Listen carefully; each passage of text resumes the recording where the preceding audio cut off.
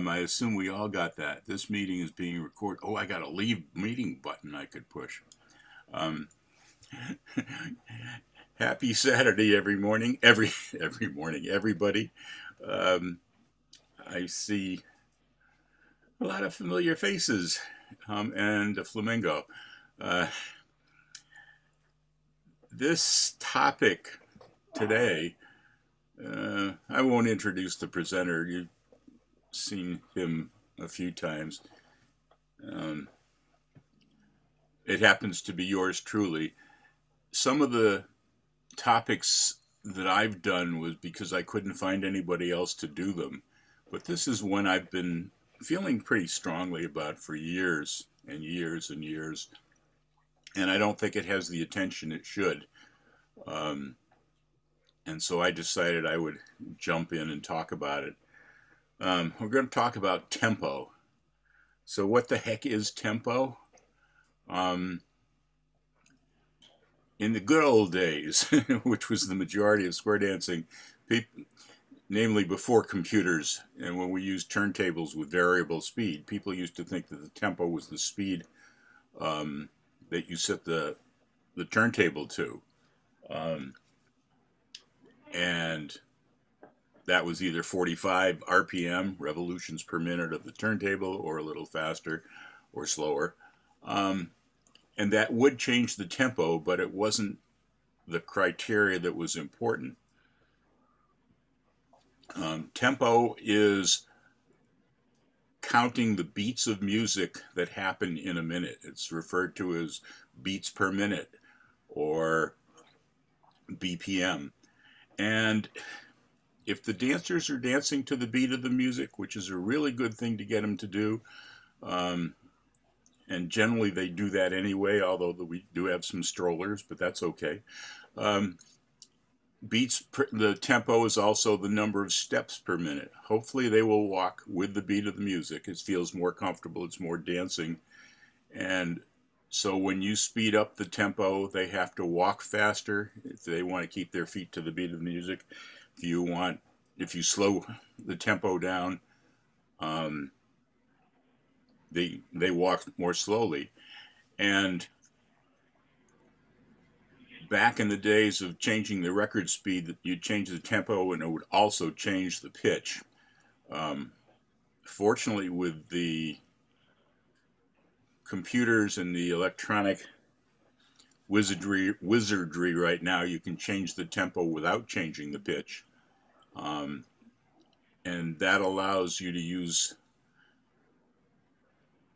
to not worry about changing the pitch too high or too low for you, but making the tempo so it's the appropriate danceable tempo. So I first started thinking about tempo many decades ago when I was dancing to a national caller who's still calling, came through New England, and I was busy learning anything I could by watching people that I admired.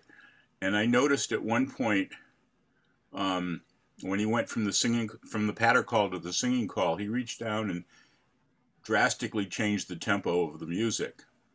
I can't remember if he went up or down. I think he went up a little bit.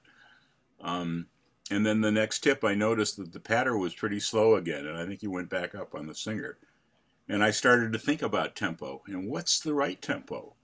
And I don't remember my evolution. I think I know I slowed down quite a bit, a lot slower than most New England callers. And I went out on a tour to California, and they complained I was calling too fast. Not too fast, but faster than they were used to. And then I went to a dance when I was out there, and their tempo was even slower. I don't know how that is these days, because this is quite a few years ago. But again, I did a lot of thinking and trying to understand what's good tempo, what's a bad tempo, what's the right tempo, what difference does it make?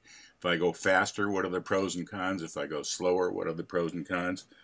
And I eventually decided to run a workshop to try to find out what's appropriate and what's not. And I was talking to, by that time, not only my mentor, but my friend, Jim Mayo. And the two of us sort of set up a workshop together where we got several squares of dancers and several callers with reputations of calling fast, reputations of calling slowly, all good callers.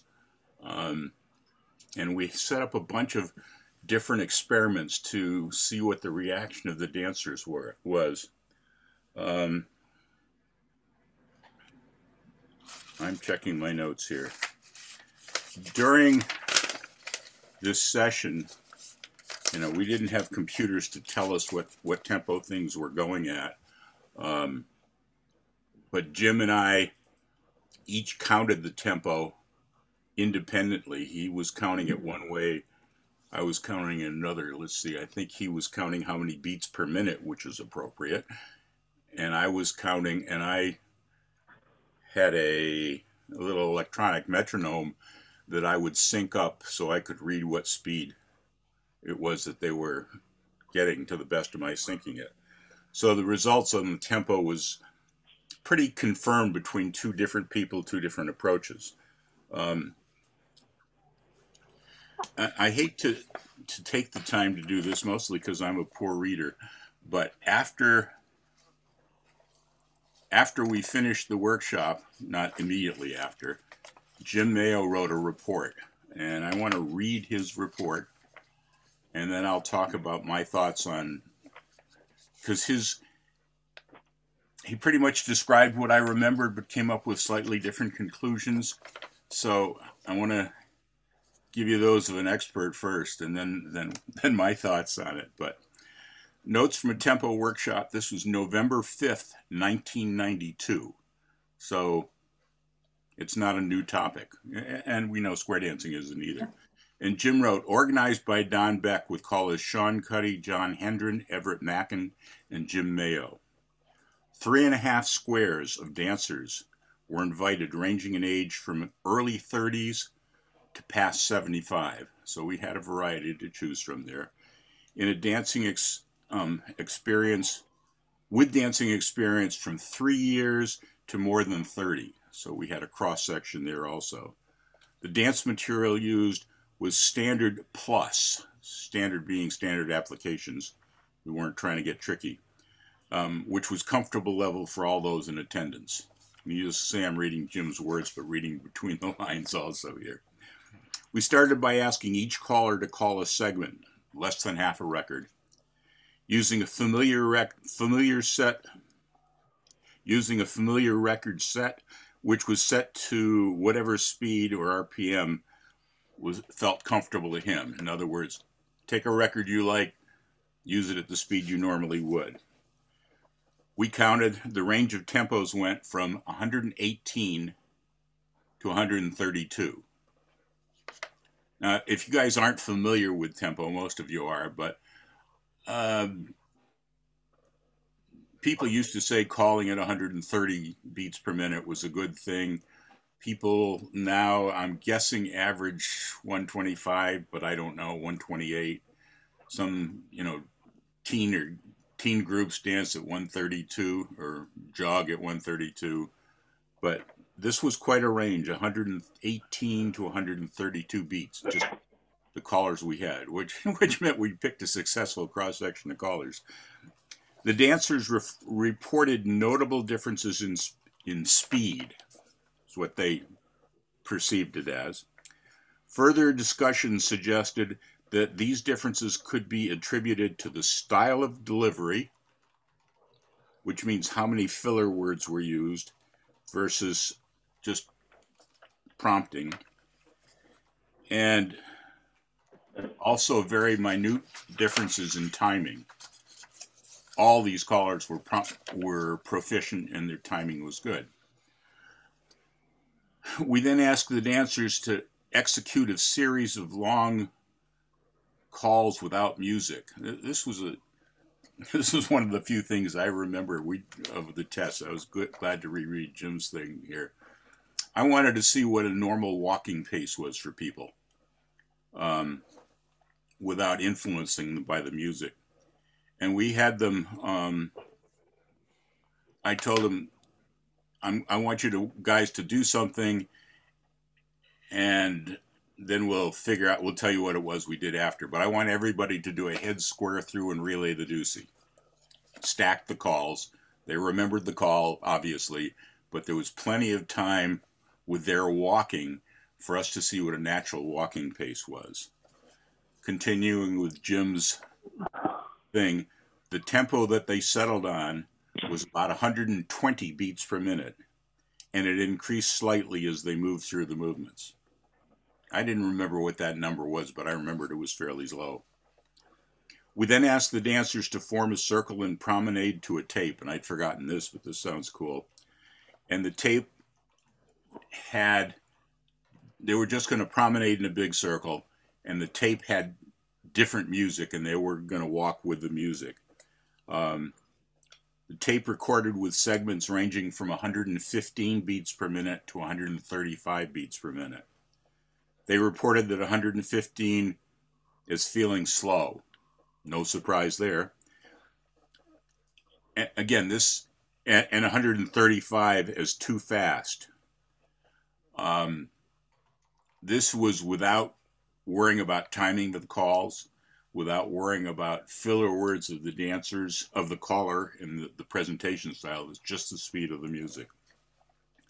But anywhere between 120 and 130 was agreed to be comfortable.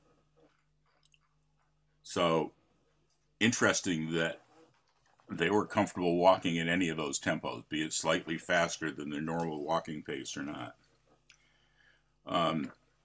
It was fun for Jim and me to try and come up with different ways of trying to figure out what the dancers would respond to and what wouldn't. Next, we set a patter record that all callers found comfortable. It happened to be Joe Pat Sunshine. We set it to 124 beats per minute and let each caller call a segment with that same record, same setting on the turntable. Again, the dancers found noticeable differences in the sensation of speed. Discussion determined that these had to do with the use of filler words versus an essential prompting delivery. One observation that began to surface in that part of the program was that callers using more words also tended to use a tighter timing. The timing differences were agreed by those observing callers to be less than a beat, 1 beat per minute, or less than half a second. 120 beats is exactly 1 beat per half second. One of the callers then tried using the same tempo to call first with a prompt style and then call with added filler words. This did increase the sense of speed, but also the dancers and observing callers agreed that the timing was tightened slightly when he used the extra words. I think I want to throw in here a lame attempt at giving you a feel for what that is. I don't have a metronome and I don't have anything set up to tell the tempo, but I'm going to try to do the same tempo. If I were going to do a prompting thing, I'm going to leave that for later. Sorry, fits in later. Never mind. Another caller then tried calling first at 128 beats per minute and then at 132. The dancer consensus was that 128 was comfortable and 132 was noticeably less comfortable. Of course, that was outside the range, and it was the same caller calling with the same style. Further discussions suggested that the caller was less comfortable at 132, and that this affected the calling, making it less smooth or the timing wasn't as good. The dancers reported that 132 beats per minute, they had to wait more. That's kind of interesting. They had less time to react, but they had to wait longer because they probably felt this is fast and I got to get there. And then the caller's timing wasn't as good because he wasn't as comfortable, etc. An additional experiment involved using less familiar arrangements and formations at 124 beats per minute. And this produced noticeably more ragged dancing, even though the material was well within the capability of these dancers. In both this situation and when the tempo was above 130 with standard choreography, observers noted that the dancing began to look ragged. So the dancing would get crummy, would look ragged if the caller was going above 130 beats per minute or if he was calling slightly non-standard applications. I was going to say run-of-the-mill choreography. The dancers did not move as a unit. In other words, the dancers did not, by ragged, he meant the dancers did not move as a unit as well as they did at slower tempos. Some dancers who had been stepping on every beat started walking off the beat when the tempo got too fast for them personally, at tempos above 128. Some of the older people just couldn't keep up with it, so they did whatever they could to get there. One more paragraph. Additional discussion revealed that the dancers experienced differences in speed during the course of an evening with a caller who is using the same tempo for all music. There was substantial agreement that with the statement that timing is much more important than tempo. If your timing is good and they don't feel they have to rush, then the tempo is not as important. So timing is more important to the dancers, the tempo, for their determining the sensation of speed. The dancers also agreed that they were comfortable with dancing at tempos anywhere in the range from 118 to 128. At tempos faster than 128 beats per minute, there were many who found the dancing too fast. Many agreed that even 128 would be fast if it was done for the whole evening, but would enjoy it for a tip or two that evening. So when I started thinking about this, or my way of thinking of what we saw at the workshop,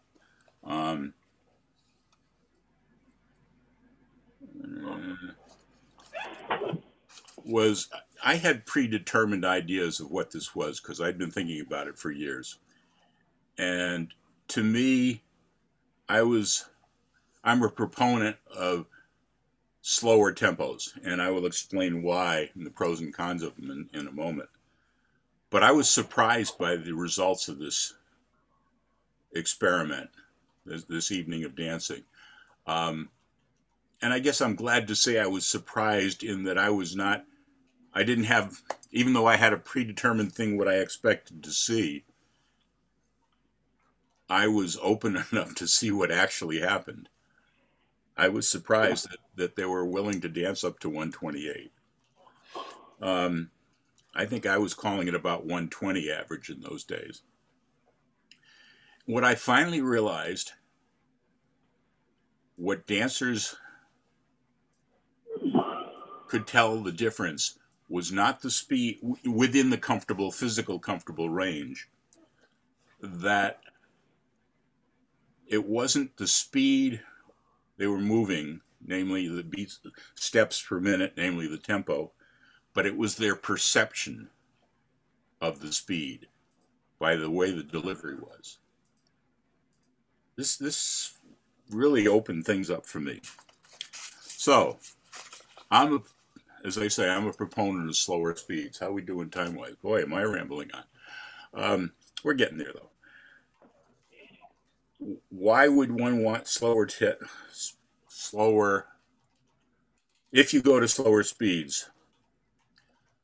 One, it's less tiring. In the long run, it's got to be less tiring to it because it's closer to the natural walking pace. I love that head square through and relay the deucey with no music. People pretty much all sync to the same speed, and it was around 120. And my thinking at the time is we're walking through these movements. We don't have to be jogging through them. But maybe I was wrong. I don't know. But so the prose is closer to the natural time walking pace. This is the big thing that I think of.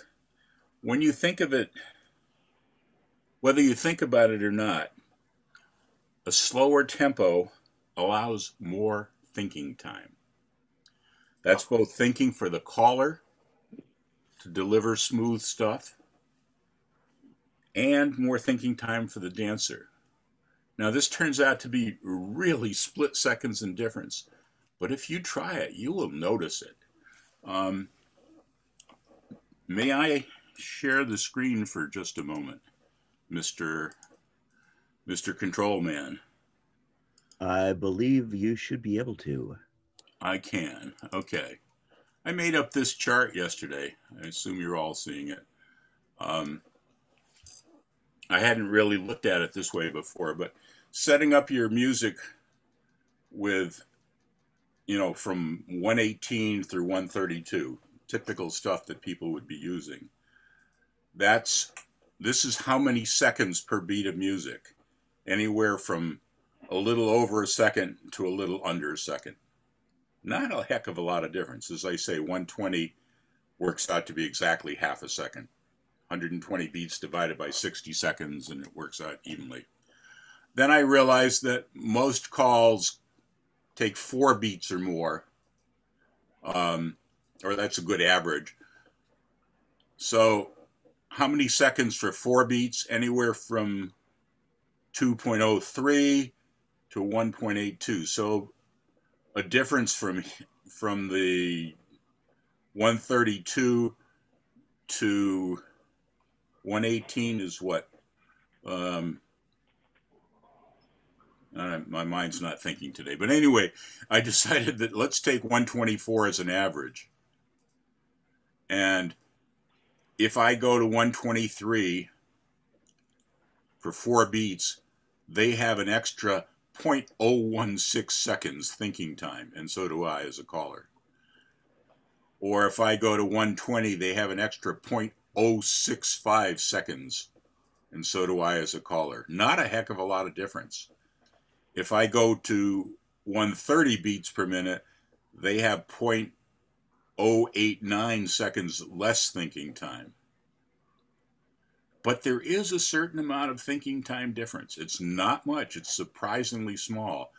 But the human brain really perceives that. I'm going to stop. Does anyone want to continue looking at this for a second until I go away from it? I see no hands raised. That's great. Anyway, I experimented with calling pattern, trying to keep the same, at open dances, trying to keep the degree of difficulty, the type of delivery, etc. Pushing just slightly beyond standard so I could see how they were doing. I found that just changing beats per minute by 1 or 2 or 3 beats really there was that fraction of a second was enough additional thinking time for the dancers to get through more difficult material. So I thought that was a worthwhile advantage. Slow it down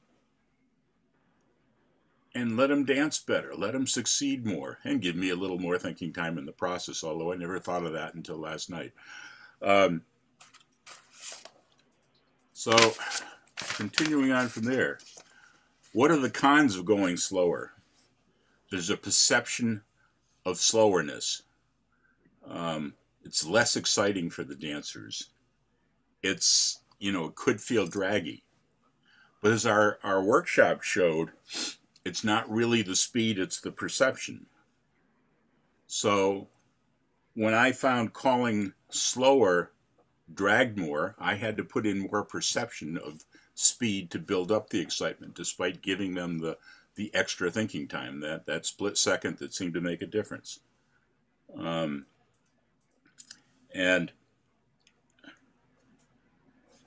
I'm going to try, this is what I aborted before, I'm going to try to make a difference. But if I call heads square through 4, right and left through, swing through, the dancers are going to sort of walk through that and big deal.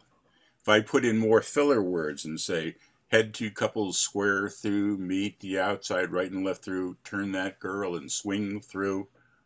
Same tempo, I think, I'm trying for that, but it just has a little bit more action to it. And then if I really want to make them think they're the perception of speed, but still have that thinking time, is head 2 couples square through, meet those 2, do a right and left through, turn her and swing through, then the boy. So I hope you could tell the difference between those 3 methods of presentation. The last one. Can I make a comment, Doug? Definitely. Go ahead, John. We had a caller here that danced, but he was, I guess, a southern drawl. Mm-hmm. I'm not sure what tempo he called, but every time I danced to him, it just felt like he drank because he just drawled. His words just rolled out. And I think I have a phobia or a bias against people with southern drawls, but I would imagine that the dialect or the style of delivery has a lot to do with how you perceive the speed too. Yeah, that could be. Actually, I'm just about done, but that's a good point. So, in conclusion, I think even though the workshop was very interesting for me and the different results and the different things we looked at, I still believe in the slower tempo. 120 to 124 is good for me because it yields more success, more thinking time for the dancers, and more for me. And I did some experiments to see that. You guys might try that sometime and let me know. And in order to make it more exciting, you've got to compensate, because the speed to the dancers is, if it's slow, it's not as fun as John just said. It's not the actual speed, it's the perception of speed. So there, that's my 2 cents worth. Anybody got any things that they've thought about tempo, that they have done any similar experiments, or that this gives them some new things to think about that they might find interesting too? Don, did you ever consider trying to measure the reaction time, like at the beginning when they're fall fresh, and then after you wear them out through a dance, how much their perception time, their lag time is from hearing the call to performing? I think the answer is no. It's kind of a difficult thing to do, John. One of the things that was in Jim's session that I read was in his summary, was that it seemed to be more, the feeling was more a function of timing than tempo. And I hope we understand the difference between timing and tempo. Again, tempo is the number of beats of music, and therefore the number of steps that a dancer takes if they're dancing with the music per minute of, beats per minute or steps per minute.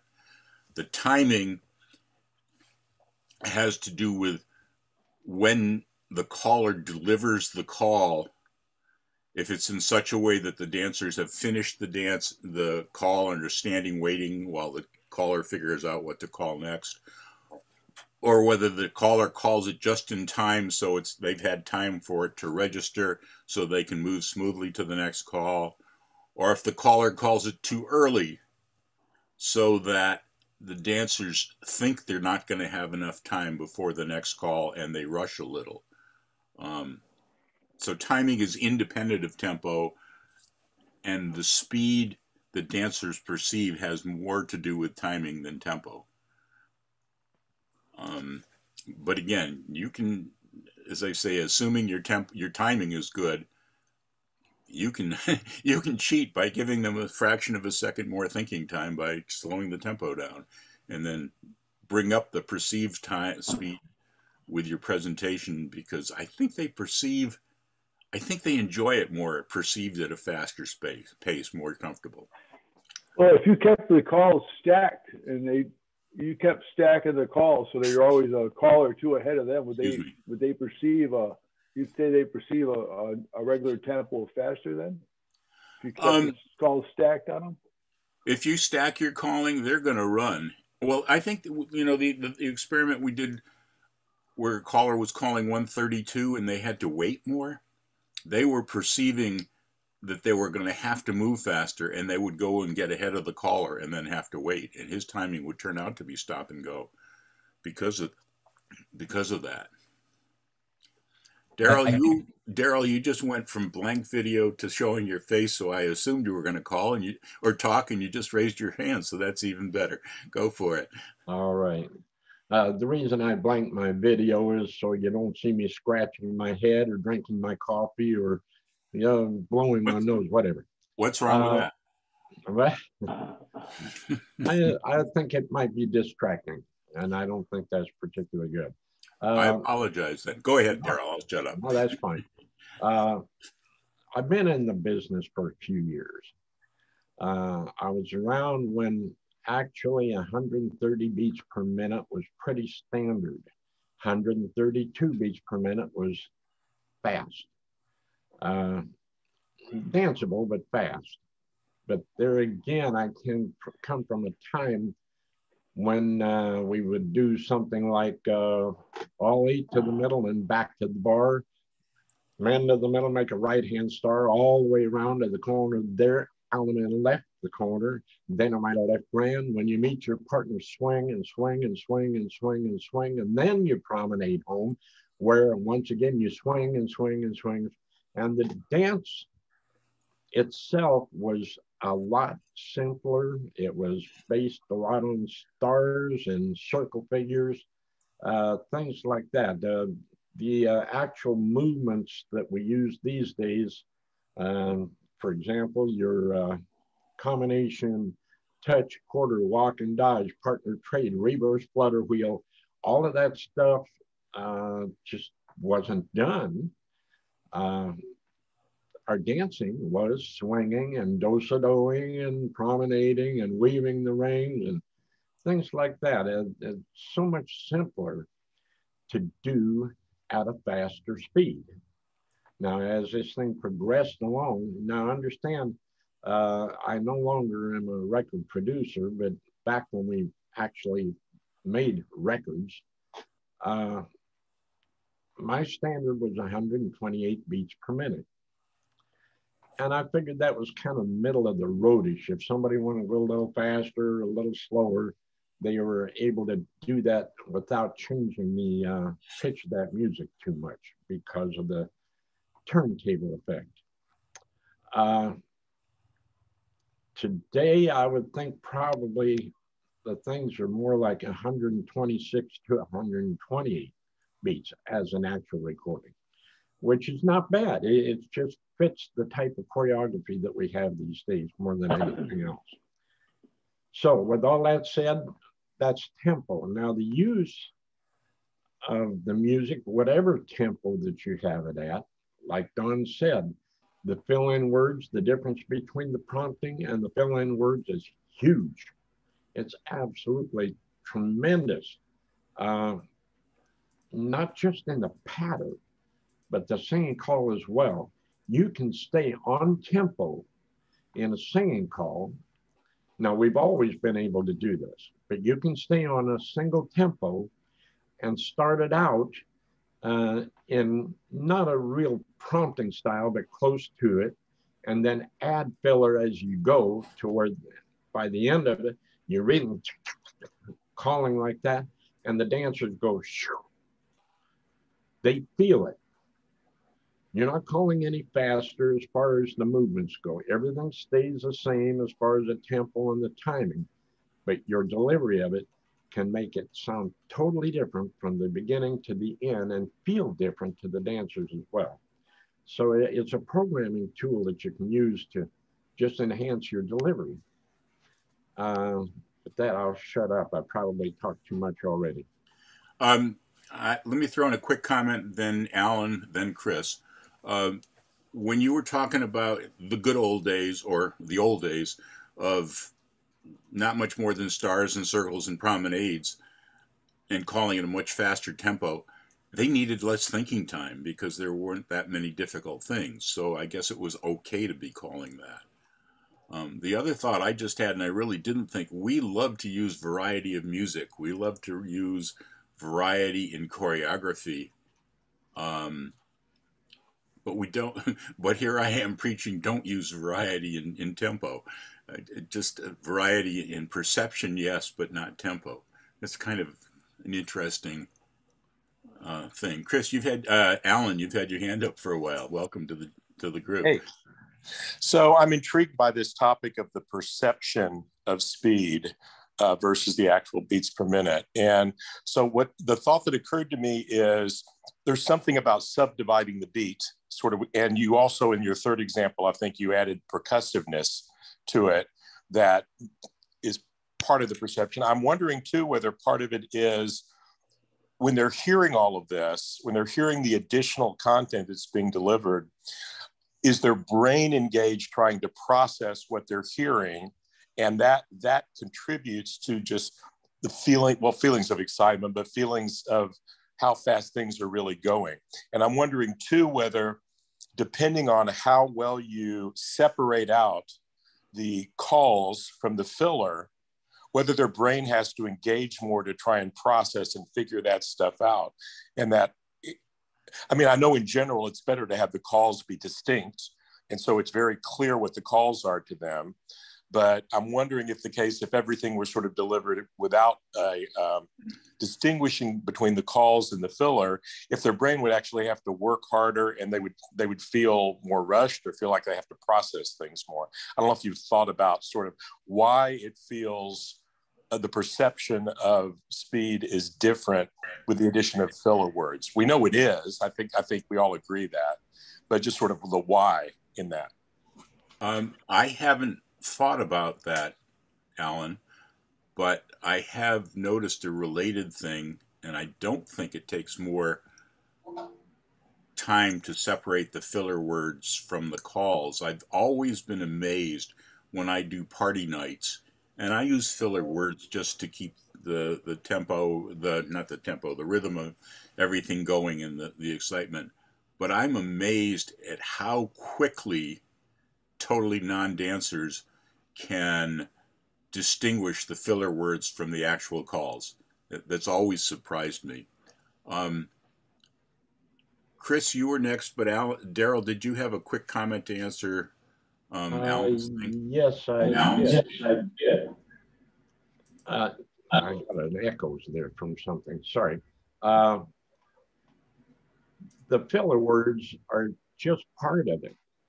You can use the same choreography in a singing call, start to finish, and by adding the filler words, it changes the feeling of it as far as speed.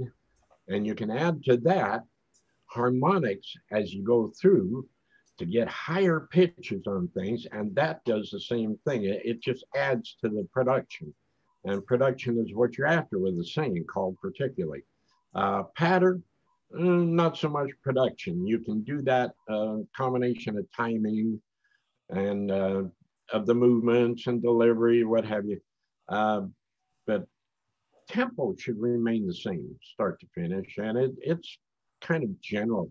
Find something that's comfortable for your people and then change your delivery to get the effects that you want. Chris, what do you have to say? And Mel next. Two things.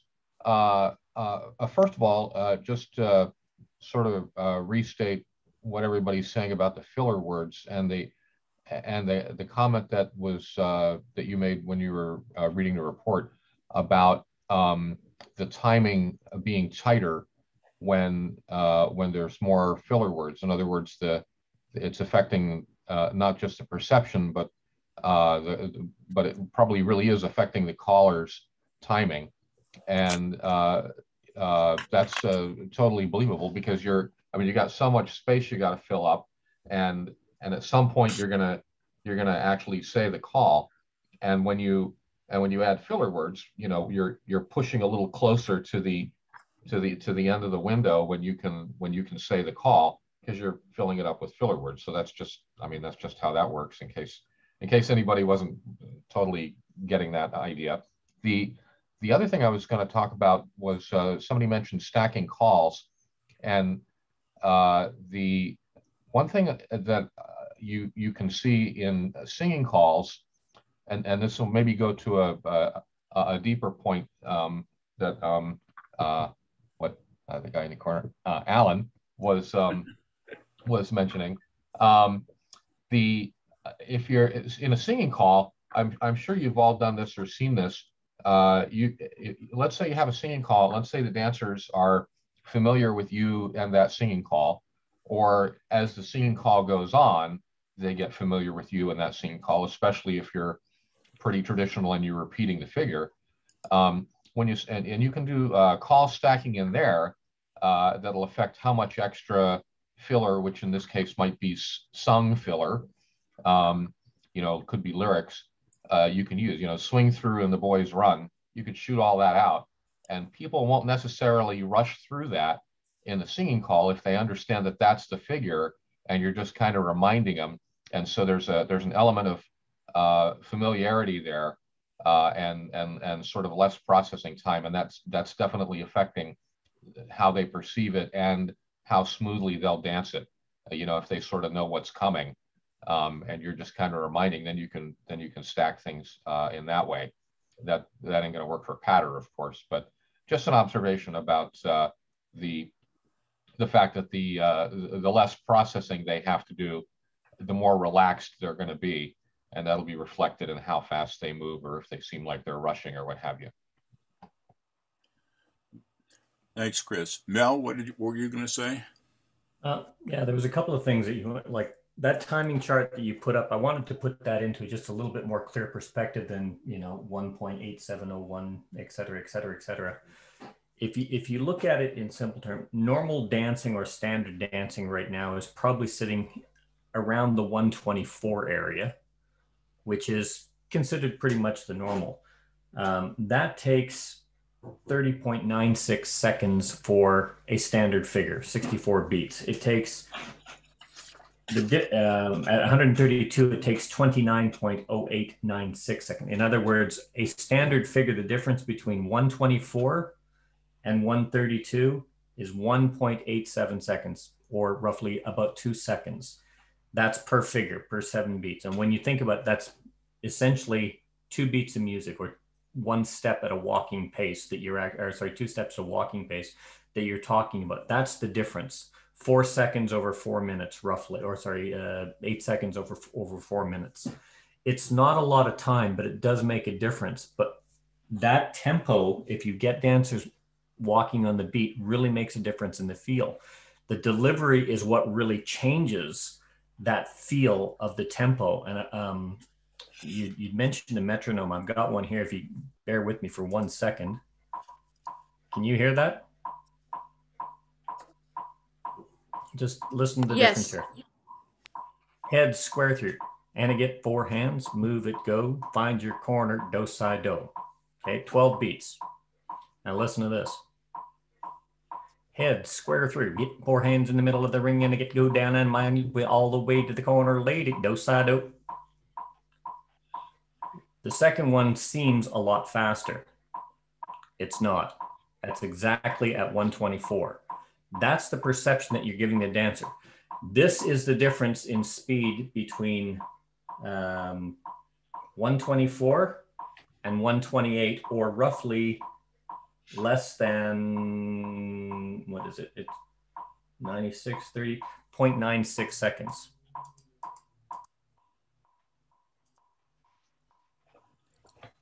That's 128. The volume went down. It's harder to hear the others.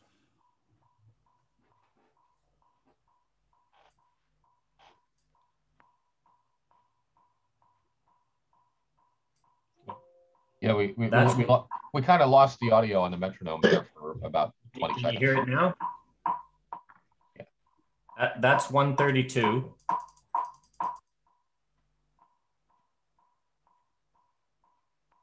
You hear that? It's cutting, the noise reduction is cutting it out when you stop talking. So we're only hearing the ticks while you're talking. Oh yeah, you want to use original sound, I think is the setting. Yes. What you're hearing behind me right now is 124 beats per minute. Can you hear that okay? I'm going to increase it to 132. I'm now increasing it to 132. It is now at 132 beats per minute. That is the difference of 1.8 seconds over a 64 beat figure that you have in dancing. It's almost imperceptible to the ear when you're thinking about it. Okay, I got rid of that now. I said it's almost imperceptible to the ear when you're thinking about that. But the feeling on the dancer is very different moving to that beat. It's the difference between a walk and a march. But when you're timing and your filler, as Don was saying, your filler words can make that massive, massive difference. And that's what you were talking about. I think Alan was head square through, four hands round to the corner, do a do-si-do. Feels a lot different than head square through in the middle and I get four hands in the middle, round to tune to the fiddle and find your corner, do-si-do. Same timing, same tempo, completely different perception of performance timing and delivery timing. So it struck me that if you're saving a second on the patter and a second on the singing, and you do 8 tips a night, you're saving 16 seconds. You get to go home earlier. So you should really call it a faster. Never mind. So I'm curious, does anybody think of that thing in the workshop we did of having the dancers set their own pace without any music by saying head square through, relay the deucey, or something similar? Were you expecting 120? Were you expecting them to go faster? Do you think their normal walking speed should be, that their dancing speed should be different than their normal walking speed? Any thoughts on that aspect of the experiment we did? Chris? Well, I like the experiment, and I'm not surprised by the results. I think that when people are dancing, that they like to go at least some of the time a little faster than if they're just straight walking, and the music will also influence how they walk. I mean, the energy that you're outputting in order to move, right, is a little different if you're dancing it along, and your body motion's going to be a little different, and you might feel like there's a little more pep in your step or something, without necessarily really feeling, and without maybe even really going much faster than that. But as far as is just straight walking, the optimum square dance way, I think that mostly people don't really just quite straight walk, and in all of these things, we're talking about little tiny things of fractions of seconds, and all this stuff is very subtle. I mean, so to speak just directly to that number and that particular experiment, that's what I'd say there, is that it's not exactly like dancing. But again, I would, adding on to that, Chris, I'm sorry to interrupt you there, but there is a mental and a kinesthetic reason for an average walking speed collectively at 120. And you're absolutely correct. Most individuals have their own internal circadian rhythm, which will take them to a pace. Some people will walk like storks and other people are like little mice scurrying along the floor when they walk. A lot of it has to do with the size of their step. But when you look at people, if you take two people walking together, you take a long, tall, lanky guy and a little short woman, when they walk individually, they walk very separate. When they walk hand in hand, they adjust to each other's gait. That's a normal military concept. And the average walking pace will change in a collective grouping performing a same function to a rhythm. And the standard pace is 120 beats per minute. And the reason is most people will collectively shorten a step to a median step, where some are a little bit longer, most are a little bit shorter. And that most comfortable step is 120 beats per minute. That was developed long and determined long ago. When they increase that step to a double time and so on and so forth. Now, a dancing step has a shorter step. It's a shorter, even shorter shuffle, which is why it increases to, at the time, 132, or most of your foxtrot rhythms and things like that are sitting around the 128 to 132, because the length of the step and the type of glide you're using is most comfortable at that. The most comfortable walking step to without music is 120 beats per minute when you're doing it collectively. But when you put a beat on, the normal human ear, with a very, very small perception of people, will adapt to that beat and move to that beat. And that's why you have that 120. I'm not surprised at that experiment at all. I actually got your notes a long time ago when we did this, the exact same experiment. And coming from, that's what we actually found out is exactly, is you put anybody in a rhythm to do the same performance module or the same performance action collectively that has a walking, they automatically almost adapt to 120 to 120, between 119 and 121 beats per minute. Right. So the subtlety I'm talking about is that it's not that you're marching. It's not that you're doing regular walking arm swings. It's the connection that you have is just a little bit more different than those things when you're dancing. But anyway, I guess my main point is all of those things are.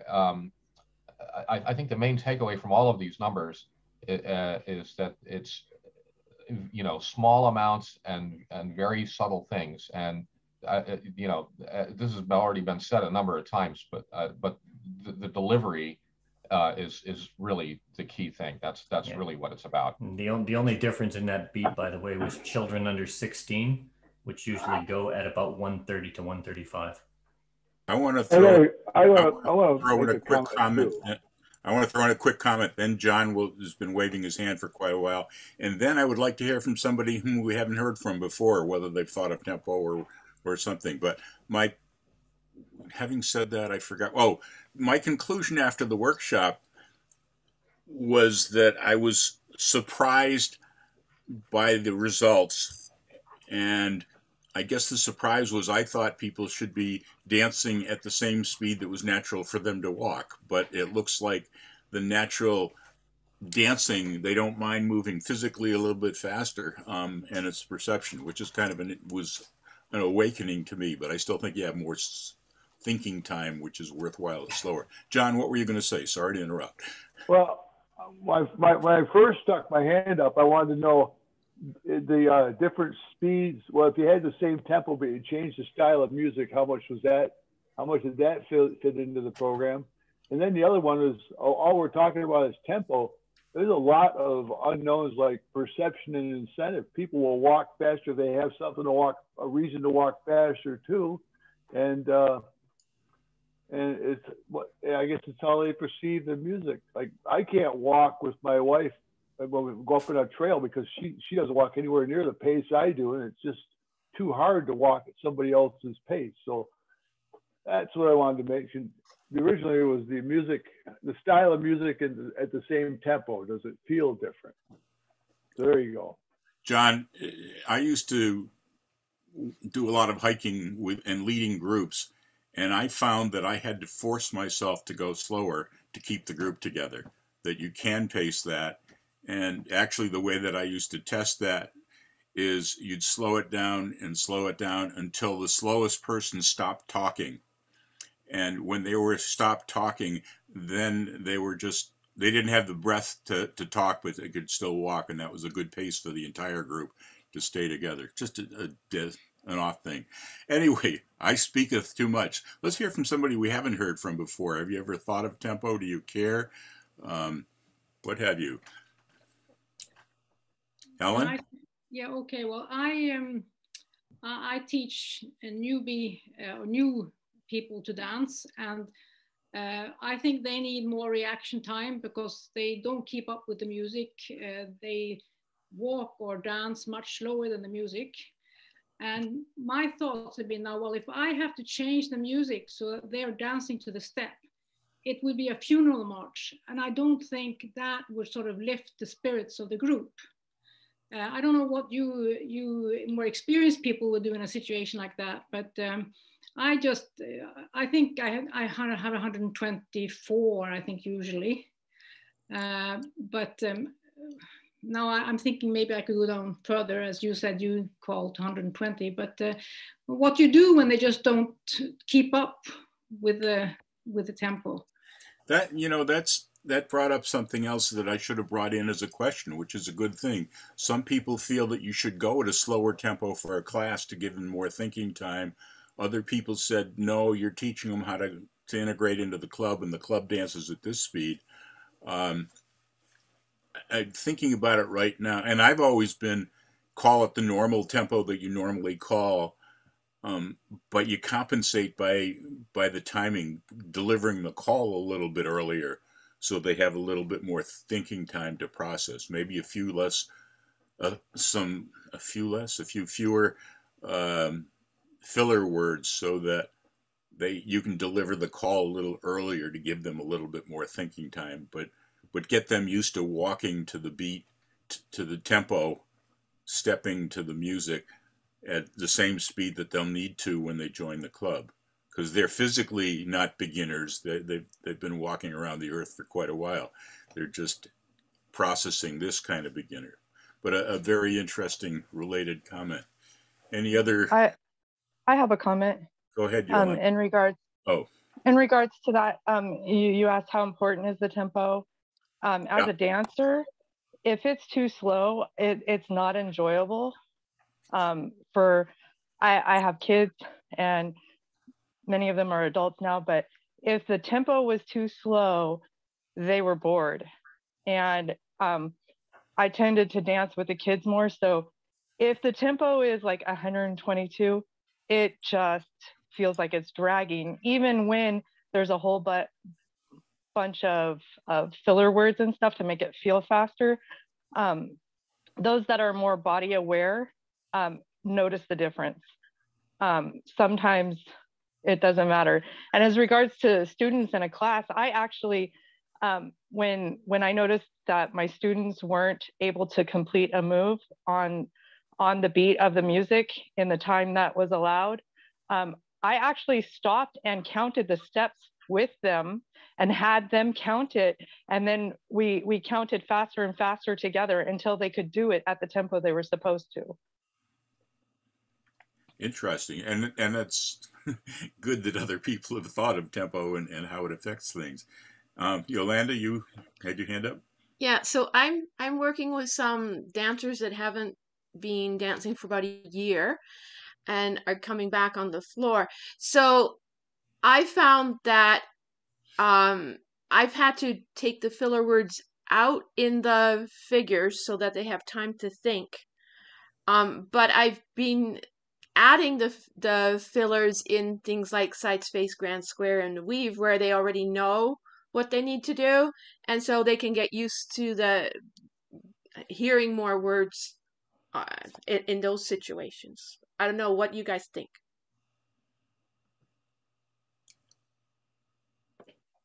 So you're saying that they need more time to comprehend the calls. They knew them before, so they don't want me to go right back to basics, although I'm trying to do a fair amount of that. But they need time to think through the figure. So I've taken the filler words out as much as I can at that point. But if I do a side space grand square or a head space grand square or a weave, then I include all the fillers that I can, because once they've heard side space grand square, they are just on an automatic pilot, right? So but then they can hear additional filler words and adjust to that. So you're not really changing the tempo for them. You're just giving them more processing time by eliminating some of the background noise. Yes. Well, I'd just like to comment. I never use filler words because for non-English speaking people, that's difficult because they don't know when to listen and when not to listen. So when I'm teaching, I never use filler words. I say, for example, 4 ladies chain, and then I say 4 ladies chain, although you really want to say chain them back again, but that's not a call. So I don't use filler words, but I still have the problem with them that they don't move fast enough. And what do I do about that? Why don't you use filler words in their natural language? That's what I was going to say.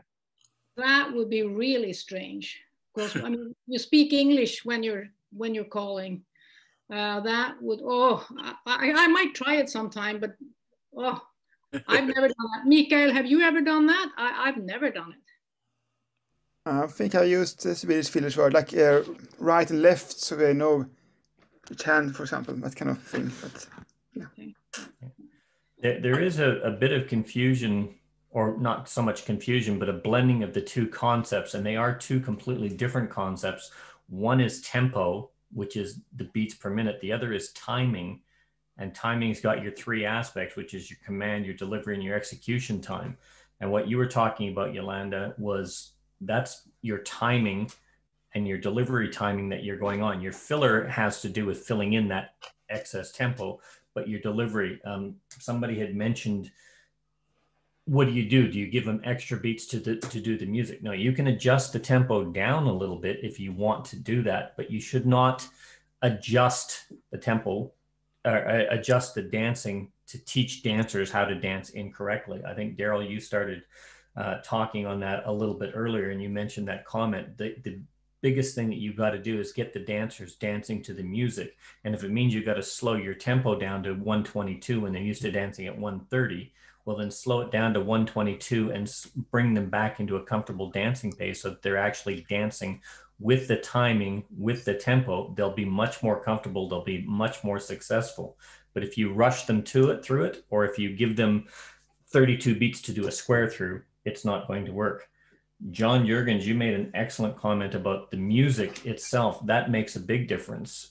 Classic examples, the song Desperado, which is really, really slow, is at a 126 tempo, but you've got Dock of the Bay, which is an even slower melody line, is at a much faster tempo, but it feels like a much slower song. So that music has a lot to do with the feeling that you want to portray to the dancers and the perception of speed, which goes into what Yolanda was saying about filler.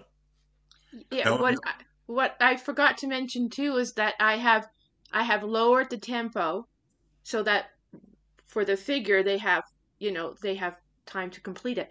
But I've changed the music in the pattern to make to more upbeat kind of music so that they feel like they're that they're happy and stuff while they're learning something. Like I think I've tried to combine the different things that seems to work. Helen, you triggered something in my memory that I still chuckle about is on party nights here in the U.S. where there's no English problem. Well, not much of an English problem, but if I get to teaching 4 ladies chain at a party night, and then I'll say, and 4 ladies, chain them back. There's usually no problem, but I did have one group that when I said chain them back, they just stopped and said, "You haven't taught us that one yet." They were more literal than the others, and it really makes you think as to what they get and what they don't. But I can definitely see filler. I tried using filler words when I was calling in Prague, and I found the best way to help is by shutting up, by just calling the calls. I noticed one thing in Europe when there are a lot of callers that do use a lot of filler words, but they've got a completely different tone and a delivery mechanism. So you'll hear head square through, and then they can be in German or Swedish or in Czech, and they go head square through, and excuse my dialect here, do si do, And there's such a distinct difference between the filler, but it's a rhythmic filler, but it's so completely different in the delivery as the music that it doesn't seem like filler. It's just the words. And Yolanda, what you're talking about, two completely different things. Your patter and your singing call filler, I think it's great that you're dropping that singing call filler to get them using the music on that and using that word filler in your patter the way you're doing it or dropping it. Good choice, because there are two different concepts as well. I have a question. So we were talking about things like beat, standard beats per minute, blah, blah, blah. When we're talking about walking and marching and things like that, it occurs to me that a pace that when you're doing a linear one unidirectional movement would be very different if you're doing a lot of turning, especially if you're going in arcs, which have just sort of a longer distance along them. I know some of that is compensated for already in the timing of a call takes into account sort of the shape of the path, right? But it seems like it would be interesting to look at calls that are more linear, sort of like walk and dodge, versus things that are, swing through, where you've got a lot of arcs going on, and how that might affect perceived speed.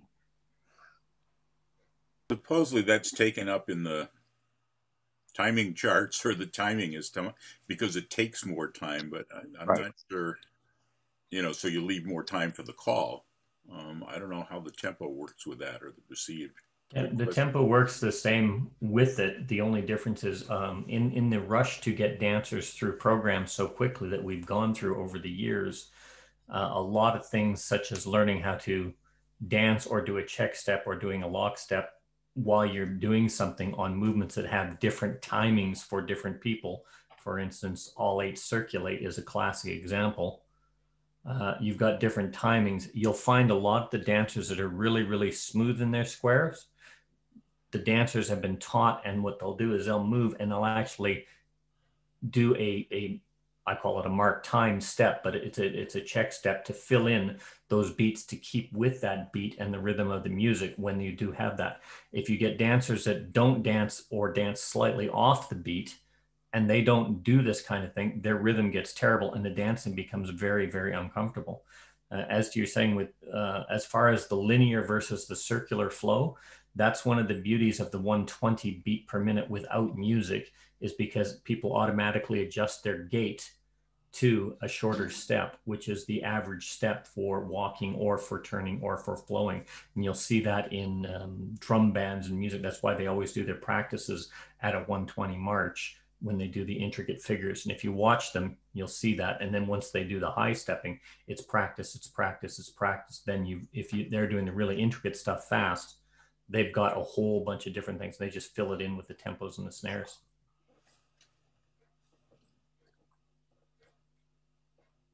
I also think that it depends on what type of filler words you use. If you're working with some newer dancers and you're doing like a spin to top and you want to remind that the ends move up, then you're helping them with the filler word versus swing through 2x2, where the 2x2, some of the newer dancers might not understand exactly what 2x2 means. You're talking about directional prompts as opposed to fillers. Yeah. A lot of callers will use directional prompts as filler words. I think, Chris, you were doing that at one point. You were talking about that, where you actually talk them through the movement, but your filler is the actual workshopping of the movement rather than spending a long time on the teach. You just talk them through it the first couple of times as they're doing it. Also, a lot of callers, once they've learned the appropriate filler words, which are prompts or not, use that for timing, because they know that they have to say so many beats. They've worked to the point where they need to know so many beats of time to kill before the next call comes, so their time of the next call is appropriate. Yeah, the traditional which I never sat through, but all the old timey or whatever callers that when I was starting out, I asked them, how did you whatever.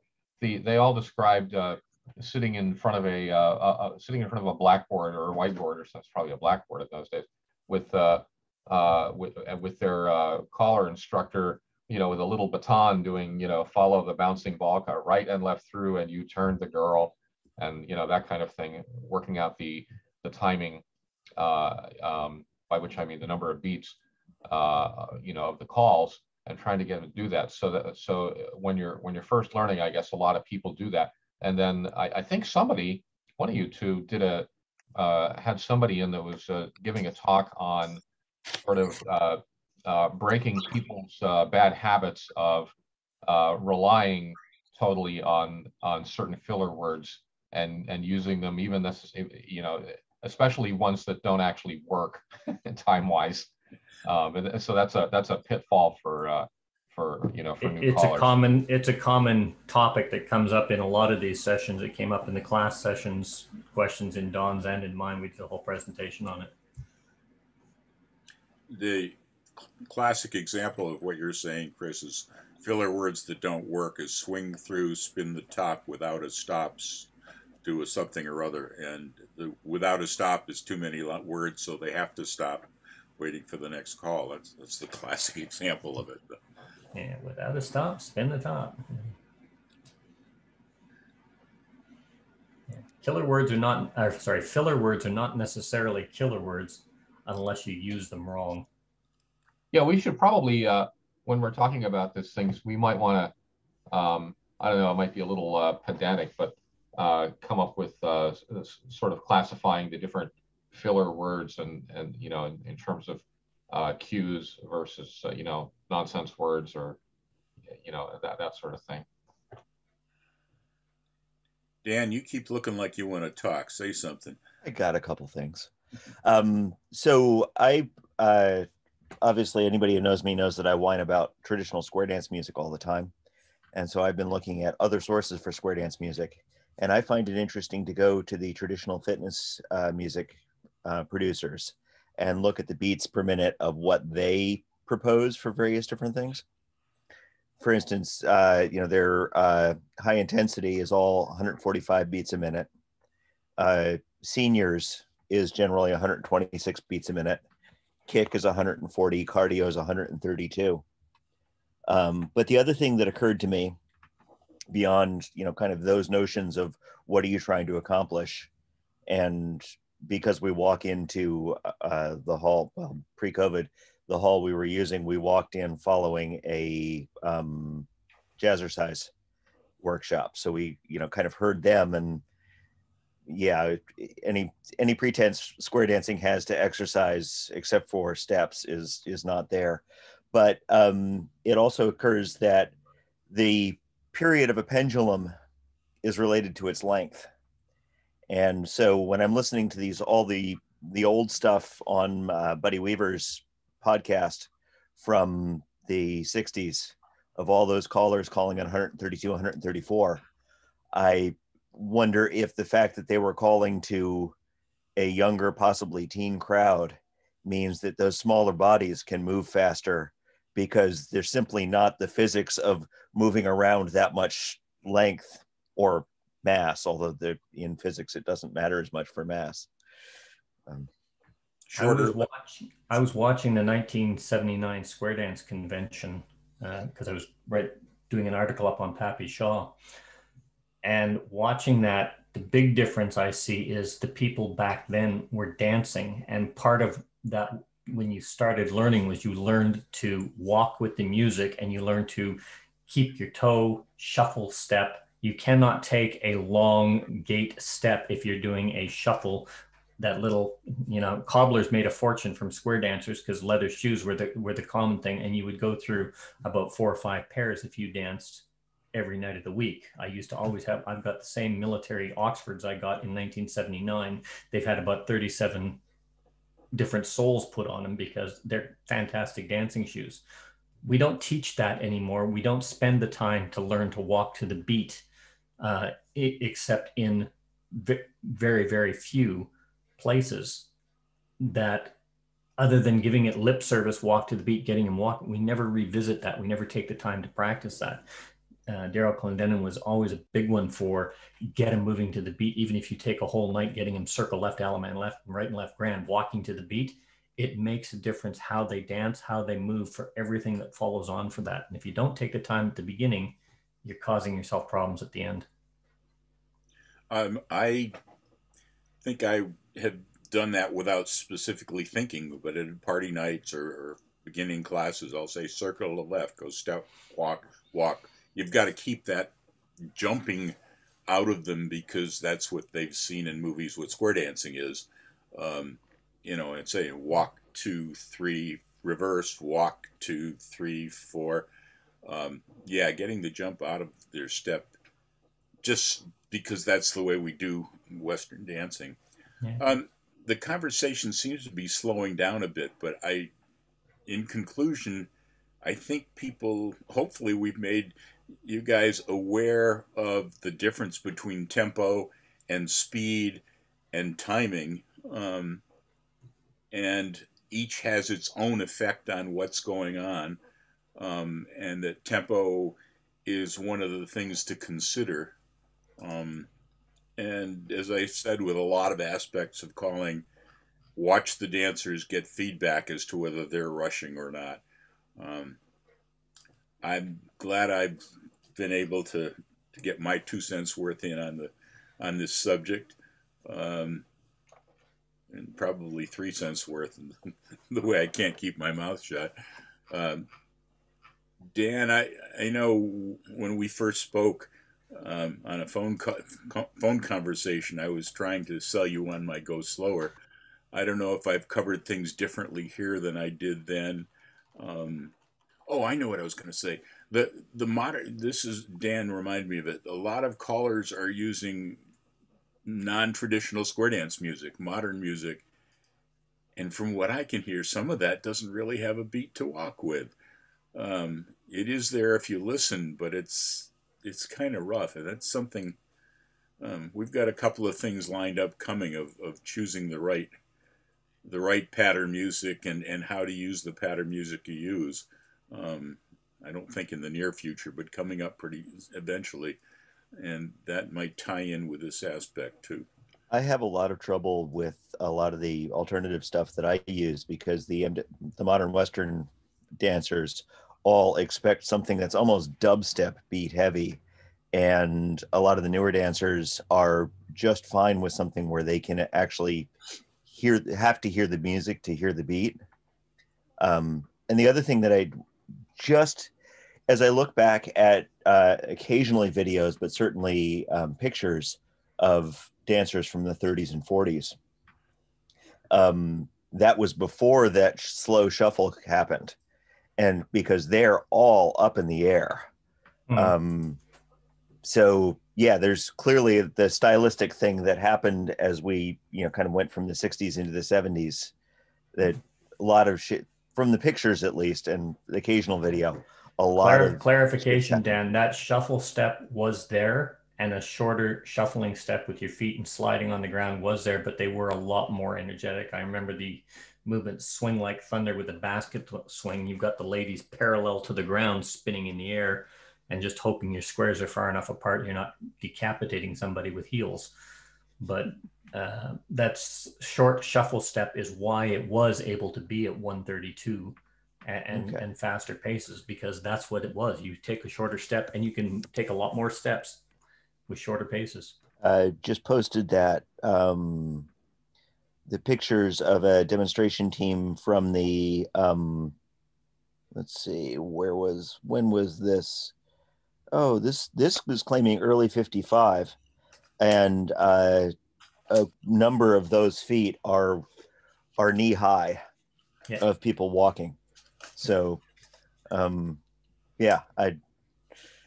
when you mentioned the pendulum length has to do with the natural rhythm or tempo, I was picturing the length of the legs, and I thought when you were saying they were faster, it's because people were shorter back then with shorter legs. I don't.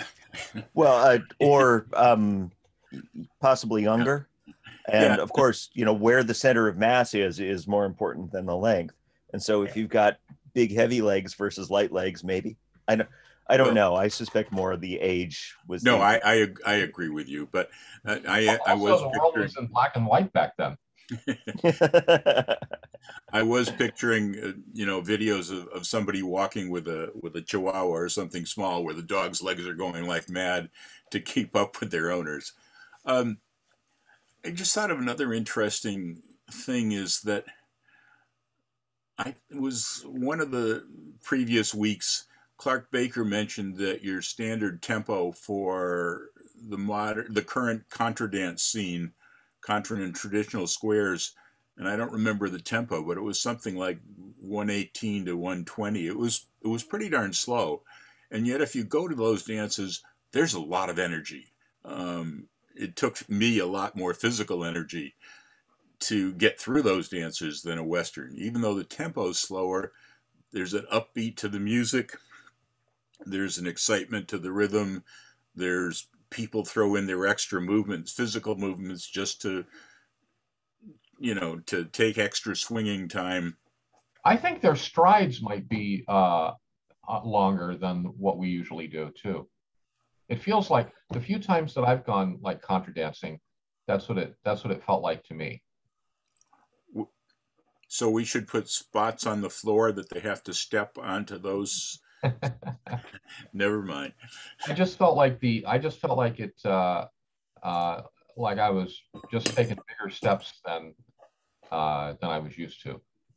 But in any case, it's a good example of slower tempo doesn't necessarily mean slower perception. It was like the difference between walking and skiing, right? One is I'm taking some steps, the other is I'm taking some steps longer. You're talking cross country skiing. Yeah. Okay. Yeah, but the contra has always felt like noticeably longer steps and more more energy being expended. Partly it's the music that really drives things, and they generally have some pretty good music.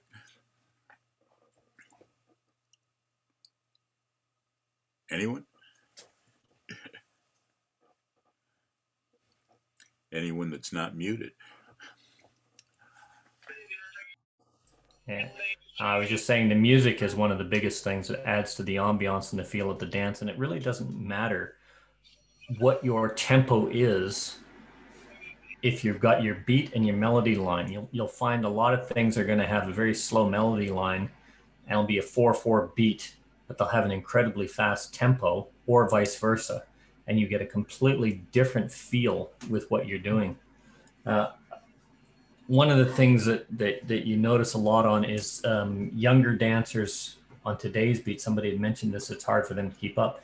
They jump and they bounce to the beat because, one, they've got shorter legs and steps and everything else. That's how they add that in. Older people don't. People adjust naturally to those kinds of things. I like looking at a lot of, as Dan was saying, a lot of the old vintage videos about what it is. Now, I watched some of the videos. I just posted a link to the 10th National Square Dance Convention in the US there.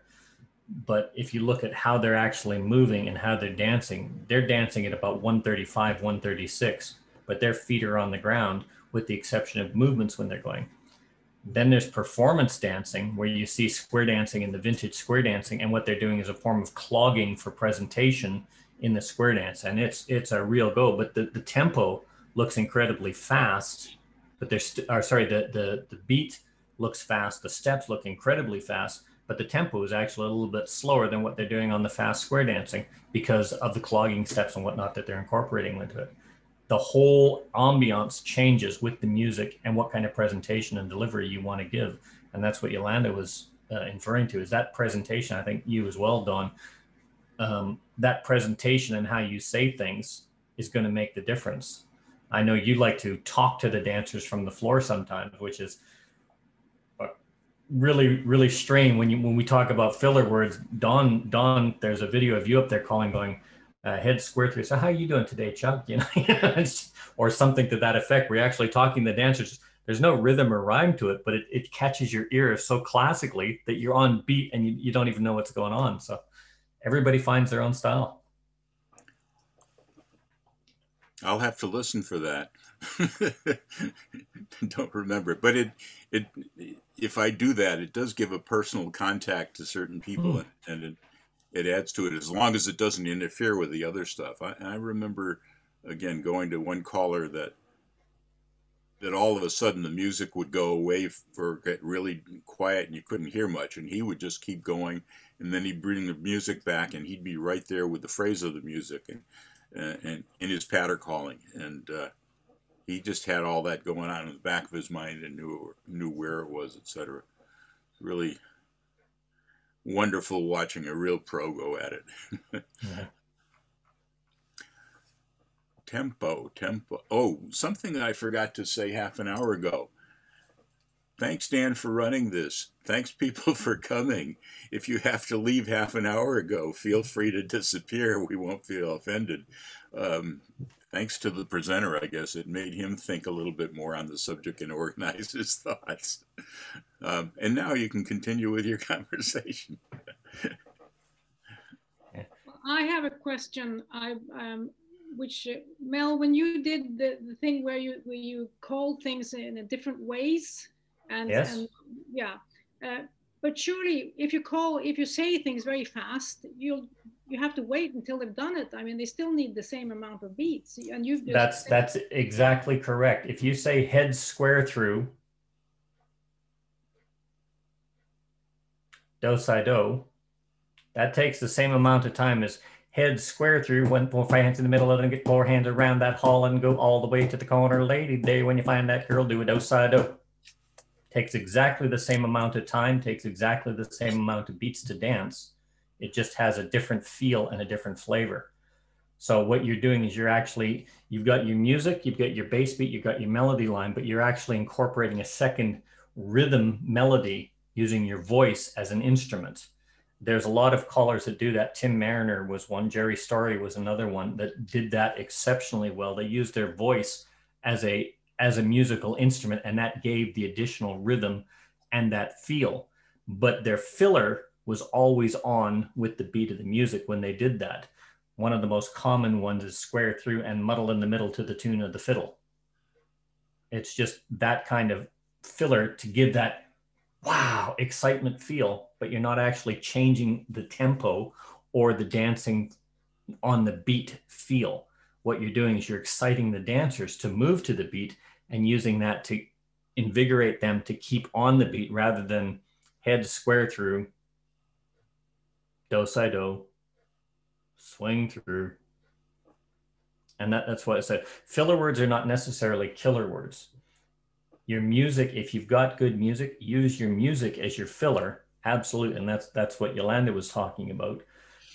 What Dawn was mentioning, we do this a lot as callers unconsciously a lot of the time, circle to the left, 2, 3, 4, or you circle to the left and you turn the music on and go, shh, shh, shh, shh. Just as a little flavor, or a side space, grand square, walk, 2, 3, turn, walk, 2, 3, turn. We're not doing that to fill in. We're doing that to put them on the beat.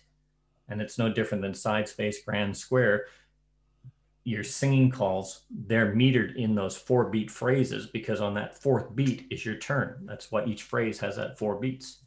So it all depends. That your music is your key. The flavor of your music is how you enhance your dance, and that goes into programming, which Dawn's done session and Betsy's done about 40 sessions, and Tony Oxendine's done a couple sessions on as well. So, and if you use for instance, you go head square through 4 hands around you go, then for some people it keeps them focused, on what they're doing. It's not, oh, what was I supposed to do? So it's more directional, right? For some of the people that are having some memory issues and stuff, it keeps them on track. One of the exercises that was taught me at a caller school, and I still do it occasionally when I'm teaching dancers, is I'll go heads square through 1, 2, 3, 4, 5, 6, 7, 8, 9, do si do, 2, 3, 4, make a wave, swing through, 2, 3, boys run, 2, 3, bend the line. And you'll hear me doing this, and I often do this when I'm practicing as well, just to get the timing, especially if I'm practicing a new singing call. I'll just do the commands and then count the beats to see where I can meter in. I think it was Mark, you were talking about that Hank Williams medley in the last session. That's got 7 different songs in it. Some are 2/4, some are 3/4, some are 4/4, some are 6/8 of Hank Williams songs, all done with a 2/4 rhythm on the same tempo, which is a real nightmare. And you've got to really syncopate your voice and the songs to do that. And yet it all flows really, really well. But you've got to find that metering. And that's one of the things I had to do in order to be able to even try that song. Helen, when you were talking about filler words in the different language, I was thinking you might try just counting, and you can do that in any language, but heads, square, you can say 1, 2, 3, 4 as filler words, and then you can increase the excitement by saying 1 and 2 and 3 and 4, same speed of the counting, but throw in a little extra sound, and that will increase a little bit of the excitement or the feeling of it. 1 and a 2 and a 3. I'm sorry, go ahead. I said no, I never use the Swedish language, but I realized that I will say head, square, through, 1 och 2 och 3 och 4, or höger, vänster, höger, which means right, left, right, left. So I do use, when I think of it, I do use some words. I never say phrases, but I do. Yeah, those are prompting guides as fillers, and most really good callers will do that. You'll hear it all the time. Okay. Chris, you brought up the timing and whatnot, and Yolanda was doing that. This is a blatant product plug, sorry, Don, but I'm actually going to be talking about that in my session about building the fudge factor into singing calls. And we're going to be dealing with that timing, tempo, delivery, how many beats you've got, and how to correct those mistakes as well. I mentioned that because that's one that you specifically asked for, Yolanda. Mark, go ahead.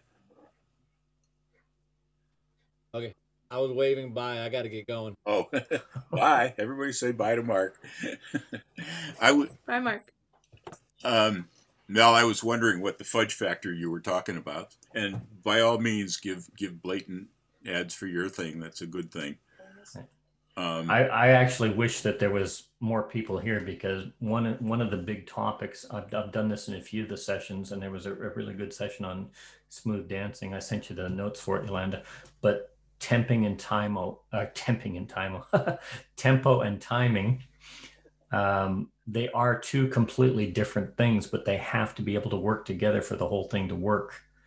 And you've really got to understand the concept of both of those and the difference between both of those for it to work. Well, you've got to learn that pronunciation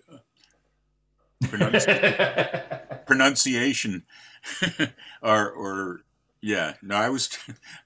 That was a terrible one to follow that one up on. So it was. I remember, this is off topic, but it's that hour. When I was in Japan, pre-square dance calling, I was visiting a group of at college kids. I was just post-college, and they were leading their group in exercising, and they were chanting something, and I didn't want to chant something that I didn't believe in, whatever they were saying. And it was only a day or two later that I realized when they were saying ichi, ni, san, si, go, ro, that they were counting. I thought that was a good chant, but it's a good chant in any language. Just use those as filler words if you have to. Dan, you mentioned a lot of music that's being used, popular music, exercise music, or the dance music, the rave music that's going on is popular. There was a discussion that was going on. I can't remember who it was with. It was an after session that went on for about an hour, but they were talking about this. And it was one of the big inherent dangers that's coming up with a lot of music today is a lot of newer callers are trying to grab music from karaoke files, from various other things, from music, jazz or something, really, really good, strong, popular. The difference is, and where it twigged in is when you said you went to I think it was a jazzercise class in the different tempos. There's a lot of that music that is geared at 120 for the old, or sorry, 124 for the oldies, 130, really good beat. But the difference is it's designed for a cardio workout, for an exercise workout, which is to basically get your heart rate up, make you sweat, and sustained. It's sustained for about 4 minutes, and then you break. And you've got the short interval training where you do 1 minute, 20 seconds, 1 minute, 20 seconds, that kind of stuff. Square dancing isn't designed for that. Dancers would never last with that. And I think the last thing we want is, 3 tips at that beat. Now we're all sweating like, pigs getting ready for the slaughter, going into the hot water. And it's just not a pleasant thing at a square dance. Yeah, I actually, I know you know how to do it, but the only reason I said that is there's a lot of really experienced callers that say, I use this, or go to this, download this, it's great. They know how to use it. But when somebody that is hosting or has a lot of experience says something like that, it becomes gospel to new callers, and they'll grab it. It's just like taking written choreography and presenting it without actually writing it because, somebody else wrote that. I know that person, he's good. well, I also like to push back a little bit on the, everybody, there are all sorts of suggestions for advertising square dancing as exercise. And it's not exercise for anybody who is familiar with exercise. It's, maybe an okay walk, but if you're trying to actually get a workout, if you're familiar with workouts, that you're not going to get people who are, or you're not going to keep people who are familiar with workouts if you advertise square dancing as a workout. We put the pedometers on when our dances were 3 hours long. And I'm notorious. I like an 8-minute tip, 2-minute break, 8-minute tip, 2-minute break in the middle, and a break at the end. In 3 hours, if I told you you're going to do a 5-mile hike at 120 beats per minute or 126 beats per minute, which is a quick march, and I told you you're going to do a 5-mile hike, you say that's horrible exercise. But that's essentially what you do every night. You go out for a 2.5-hour square dance. But don't ever advertise it exercise. That's a killer. Yeah, a mildly more aerobic form of social dancing that I like to do. That's a 3-hour dance. Well, it's almost 3. Let's call it 2.5 because there might be a couple of breaks, but there's no breaks between songs. So normally you're dancing for over an hour continuously with about a 20-second or maybe a 30-second break, long enough to go grab your next partner who's probably standing there right next to you. And the tempos, the median tempo is about 150 or 160, but occasionally they'll do a fast one, and that's like 300. I'm not up for too many of those during the evening, but that's not. But that's not even really a workout. That's just like, well, we're just going dancing. Yeah, that sounds like swing dancing. Yeah. But I mean, but if you're below, like 120 is like unbelievably slow. And I think the average, I think most songs are about 150 or between 140 and 160. Interesting you say that, because you remember Rock Around the Clock, and those are all down at about 120. It's absolutely crazy, but how it was, but that was the difference, the transition between swing and jive predominantly, because you got a slightly different step. Dan, back when I was in my mid-20s to mid-30s and out hiking the mountains every weekend, and people used to say this was good exercise, square dancing was good exercise, I used to chuckle and say, huh, what do you mean? And then 10, 20, 30 years later, when I was dancing, even just once a week, I would say, boy, it's a good thing I'm getting this exercise because I don't go out to the mountains every weekend. So it really is good exercise for people that are in certain, age and physical condition. It's a matter of marketing. Maybe you should focus. It depends on whether you want older people or younger people, I guess. Exactly. Even if they're not older, I mean, depending on where you live in it, a lot of people regardless of age, they don't even walk around the block anymore. I find it difficult to walk to my mailbox, and that's 500 feet down the driveway. Well, I get there okay. It's just getting back, but it. Yeah. Well, I mean, it's not like when it's not like when we were young, when the question was, should we should we take the elevator or should we run up the 5 flights of stairs?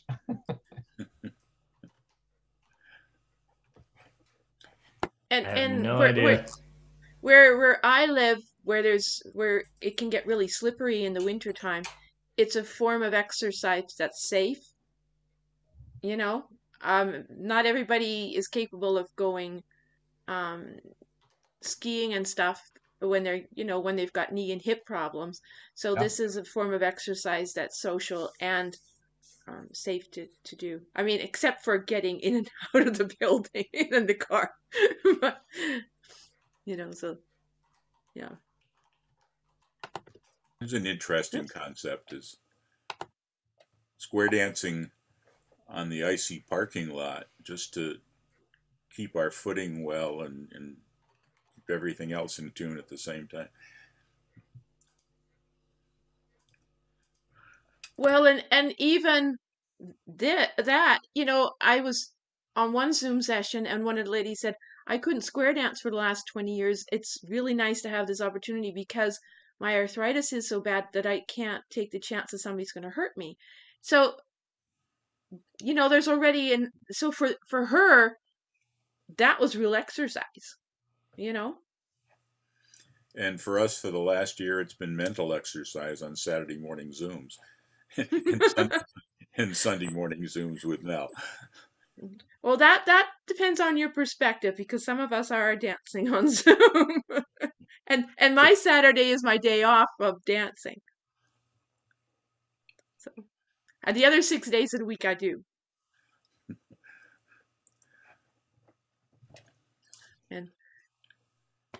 And now I've got, somebody asked me to go line dancing. So one of the square dance groups had gone on the floor. And so somebody said, you want to join line dancing instead? So, which is a little more aerobic than square dancing. Yeah, one of the things we've been trying to figure out something reasonable to do in breaks and keep the floor moving. And we don't want to fall back on line dancing because the local senior centers all have line dancing sessions. So we want to stay away from that market. And so Charlene and I have been watching hip hop instructional videos and trying to do that. And boy, you want to work out. Damn. It's interesting that you're thinking of filling the breaks, because people are saying we should be going back to more sociable, and the breaks are good for people to catch up and become friends and talk a lot too. Yeah, I think normalizing a space where people who want to talk can talk and people who want the exercise, in the same way that, round dancing kind of fills that space in some of the more traditional clubs.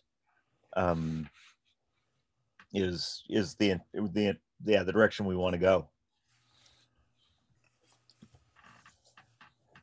But I have also learned that not only is hip hop real exercise, but I would have to actually take a couple of years of classes to be able to teach it, because holy cow, it's difficult stuff for me to do. I guess the main thing is try dancing it. If you enjoy it, then it can be one of your passions and you'll be able to teach it. If you want to just teach something for the sake of teaching something else in your breaks, if it's not a passion, it's not worth passing on. Not that it wouldn't be a passion for somebody else, but yeah, well, I totally, I would love to be able to do it, and I love the way it looks, but yeah, where the hell do I fit that in my life? Yeah, well, my mind tells me I can do it, but my body tells me I'm an idiot. Yeah, well, that's one of the reasons I do these Saturday sessions and the midweek mental image sessions, because they're a passion for me, and so it's been great doing that. But with that, it's gotten awfully quiet. I'm going to sit back and listen. Yeah. I thought I'd do a follow-up on what you were saying there, Chris. So I just did a little bit of quick digging on some of the music tempos. And that East Coast Swing American, 136 to 144 beats a minute. The Country Swing, 124 to 142. Jive, 152 to 176.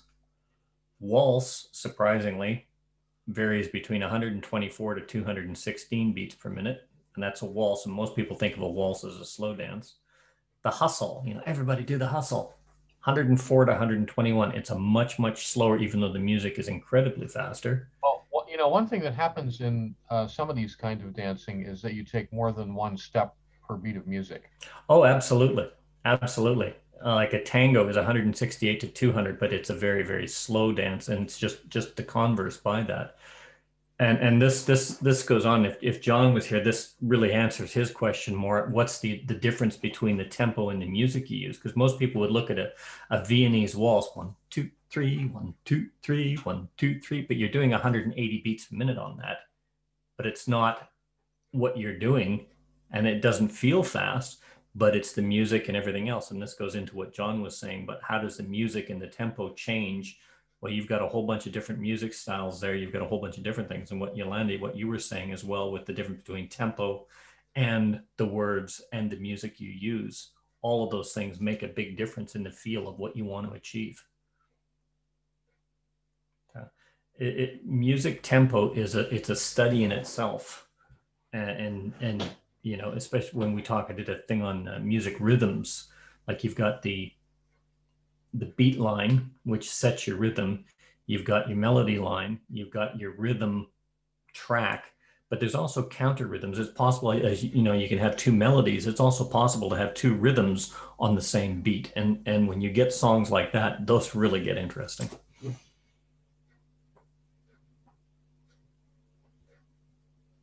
Well, that seems to have killed the conversation. I was just flipping over here through this very limited assortment of music I have sitting here, looking for some representative medium tempo type of swing song. I mostly don't have any of those on this particular computer.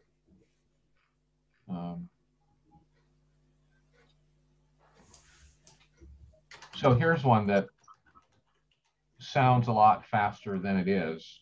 This would be like a typical medium tempo kind of normal song, I guess.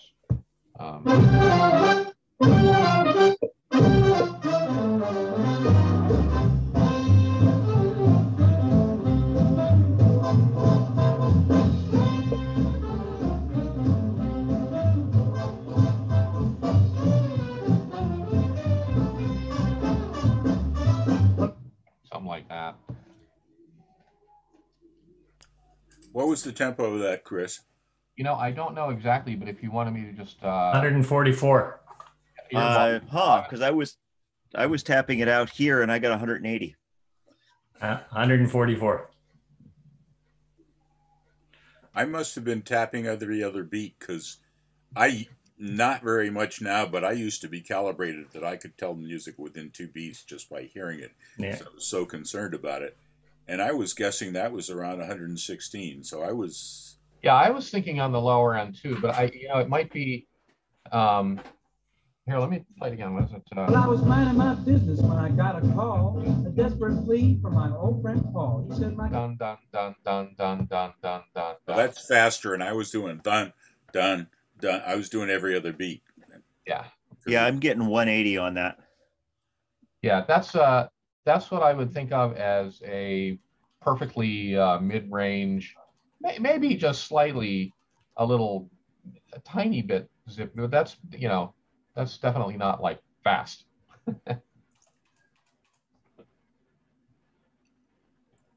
Hang on a second. But I think that one of the things that's occurring in swing is that your upper body and your stylings are happening at the full tempo, and your steps are probably happening, the footfalls are probably happening at the half tempo. I think I was actually going to say, as soon as you started saying that, I'm thinking the exact opposite. Okay. So it depends on the style that you're dancing, because the style that I usually dance is, and I would dance to that, is more like the skiing thing, quiet upper body. And yeah. the feet are definitely going pretty fast.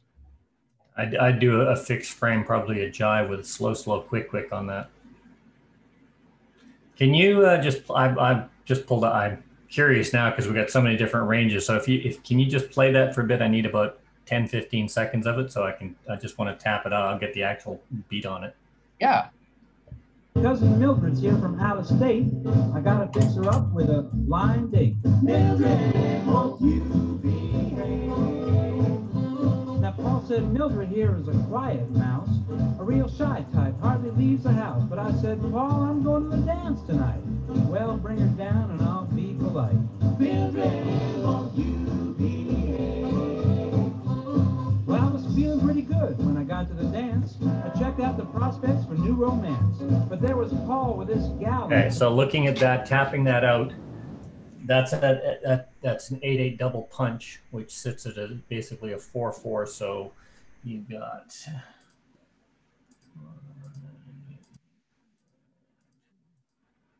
Okay, so that's sitting done. If you were doing every second beat, you'd be close because you'd be sitting at just at 99. It's 198, which is at the rhythm. So I was completely off track, Dan. You were a lot closer. 198 beats per minute. That's just the down beat. But the timing and delivery the on all8.com timing thing to tap on. So yeah. Yeah, because that's got a you've actually got 8 beats tapping out in a 4-beat phrase going at 4/4 with an 8-beat rhythm. So it actually sits you at 198 beats or 196 to 198 beats per minute. There's a I cracked up one day when I heard some people round dancing to a recording of a local Boston band that I used to dance to live, you know, every week.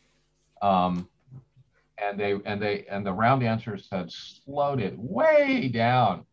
And I think I have it here.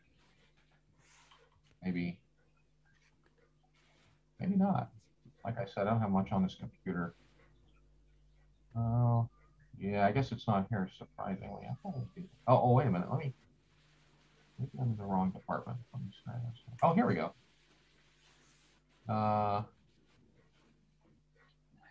So this is one that's also not fast, although, and when they play it live, sometimes they'll play it just a little slower than this, and when they do, I like it better.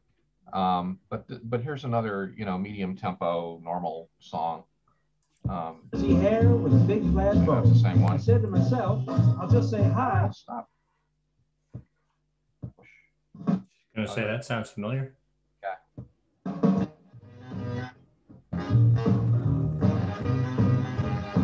See this?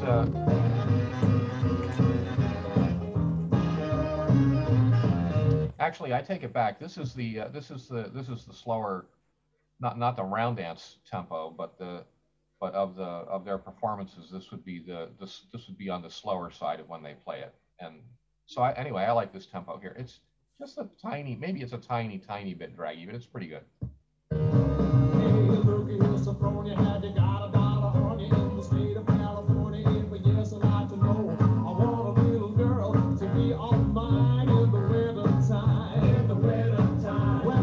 $160. What's that one? 160. 160. Oh, okay. Yeah, that's what I'm getting. Yeah, and if you'd have asked me, I'd have said it was a lot slower than that. But again, I'm probably doing what Don was doing. It has to do with the type of steps you're doing to it too as well. Oh well, you know what's going on there is that's definitely multiple steps per beat. That's you know, two steps. Or I guess the right way to look at it is 3 steps, 2 beats of music. Yeah, it's the difference between a cha-cha and a rumba, you know? Yeah. The steps themselves are fairly similar. It's the timing of how you. Yeah, well, I mean the difference between what I would do to this and those is in the syncopation, but in terms of the number of footfalls. It's the difference between, it's the difference between jingle bells, and jingle bell, jingle bell, jingle bell rock, right? I mean, it's the same, they're all, it's the same number of footfalls, but the syncopation is different. Yep, true enough. Dan, do you remember when we had Sterling on, the DJ, whether we discussed tempo or not? That would have been an interesting thing to check with him. I think we did a little bit, but I think that he's also, I don't remember the specifics. I know that there's an awful lot of blending tempos, and then when you change the dance floor totally, or change the dance floor mood totally, you'll just switch to another one rather than blending song to song. Yeah, I guess the DJ does have the liberty of changing tempos a lot more than we do as square dance callers. But there is an awful lot of technology and skill in the DJ circles on trying to run song to song, and then over the course of the song change tempo so that you're kind of driving the overall dance floor in a direction on the longer term. That session could have been where Clark brought up the contra dance tempos. It was probably where it was. Mm-hmm. I'm going back to mute. Bye, guys.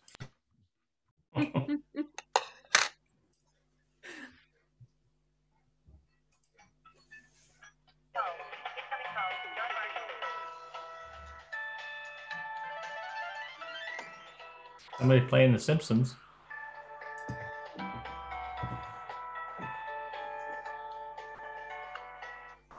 Oh, hang on just 1 second. Get the phone functioning correctly here. Oh, I see. I've got the wrong controls. Another thing I should have probably brought up in my talk was something. I'm killing time for you, Chris. When I was working on learning about tempos and such, there was a really good record recorded on Gren Records way back when, and a singing call, Green River, and dancers and it was a very nice figure, and it was timed pretty well. And I noticed our local caller, I think Earl Johnston, recorded it, and Ed Ross Smith was calling it, and the dancers were having a terrible time with it. And I finally figured out that it was recorded at 132 or 134, and I used it at the same thing back down around 125 or 124, 126, and dancers had no troubles with the figure at all as long as I slowed the tempo down. It took a while to figure out why they were having troubles with it, because I wasn't experienced enough to realize that, oh, it was just recorded really fast.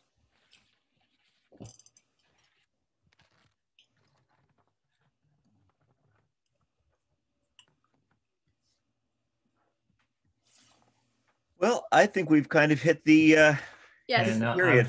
I was just looking at a couple of songs. There's one called I'm So in Love with You, which is recorded at 118 beats a minute and sounds fast on 4-bar B. And there's another one. Is that one by Don Beck? Yeah, and there's another one called Little Old Fashioned Karma, which actually tracks a little bit slower as far as the delivery time and the feel of it, but that's done at 128. That's also recorded by Don Beck. One of those I remember that somebody was saying, somebody I respected and wanted some good feedback from, said that the timing was way off. I thought it was pretty good, but it was closely timed at a slower tempo. But that's probably I'm So in Love with You, because it's got a very slow tempo, but it flows so nicely. I mean, it's one of those that goes. Yeah, what do you got? You got Promenade Half, Pass the Ocean Extend, Ladies Trade, Recycle, Star Through, Reverse Flutter Wheel. Yeah, Star Through, Reverse Flutter Wheel into a Dixie Style, and then Boys Trade, Left Swing Through into the Girls Run Promenade. And it's one of those, it actually, when you're dancing that, it's really, really quite fast, but it's at 118 beats per minute as far as the tempo goes. And the song is slow. It's a, you know, and because I'm so in love with you. It's been an awful long time since I remember what the original words, the original figure to that was. But if you wait just a second, I'll play it at 124 for you. Yes. Let's see here.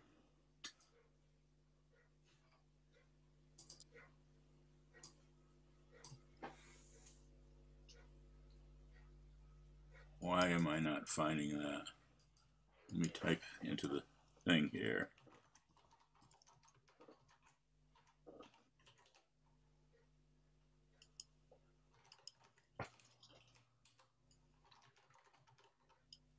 This should...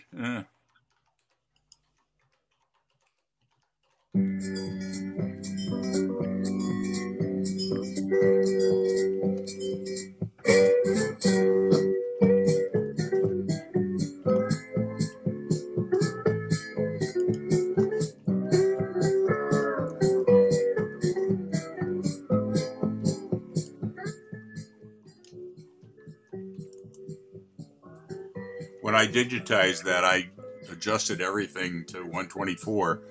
So this should be at about 124. You're saying I recorded it slower than that? Yeah, the original recording was 118. Wow.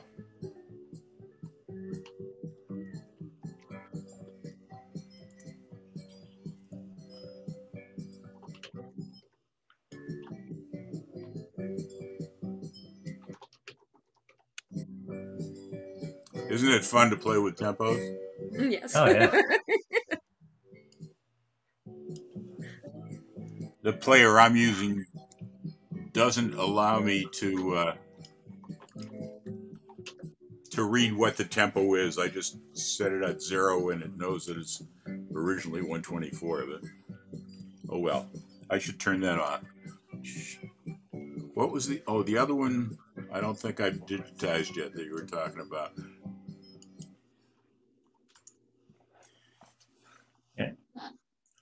Yeah, so I was just looking at the figure on that because it is I mean, it's a nice, very flowing figure. I just thought I'd count it out. And it takes you to the promenade from one step behind home at 48 beats on the nose into that promenade position for a 16-beat promenade. It's very close timing. So yeah, there's no fudge factor. Product plug. There's no fudge factor involved in that, but it's a really, really smooth, smooth flow. Mel, Yeah. could you put that figure in the chat for me? Ooh, please.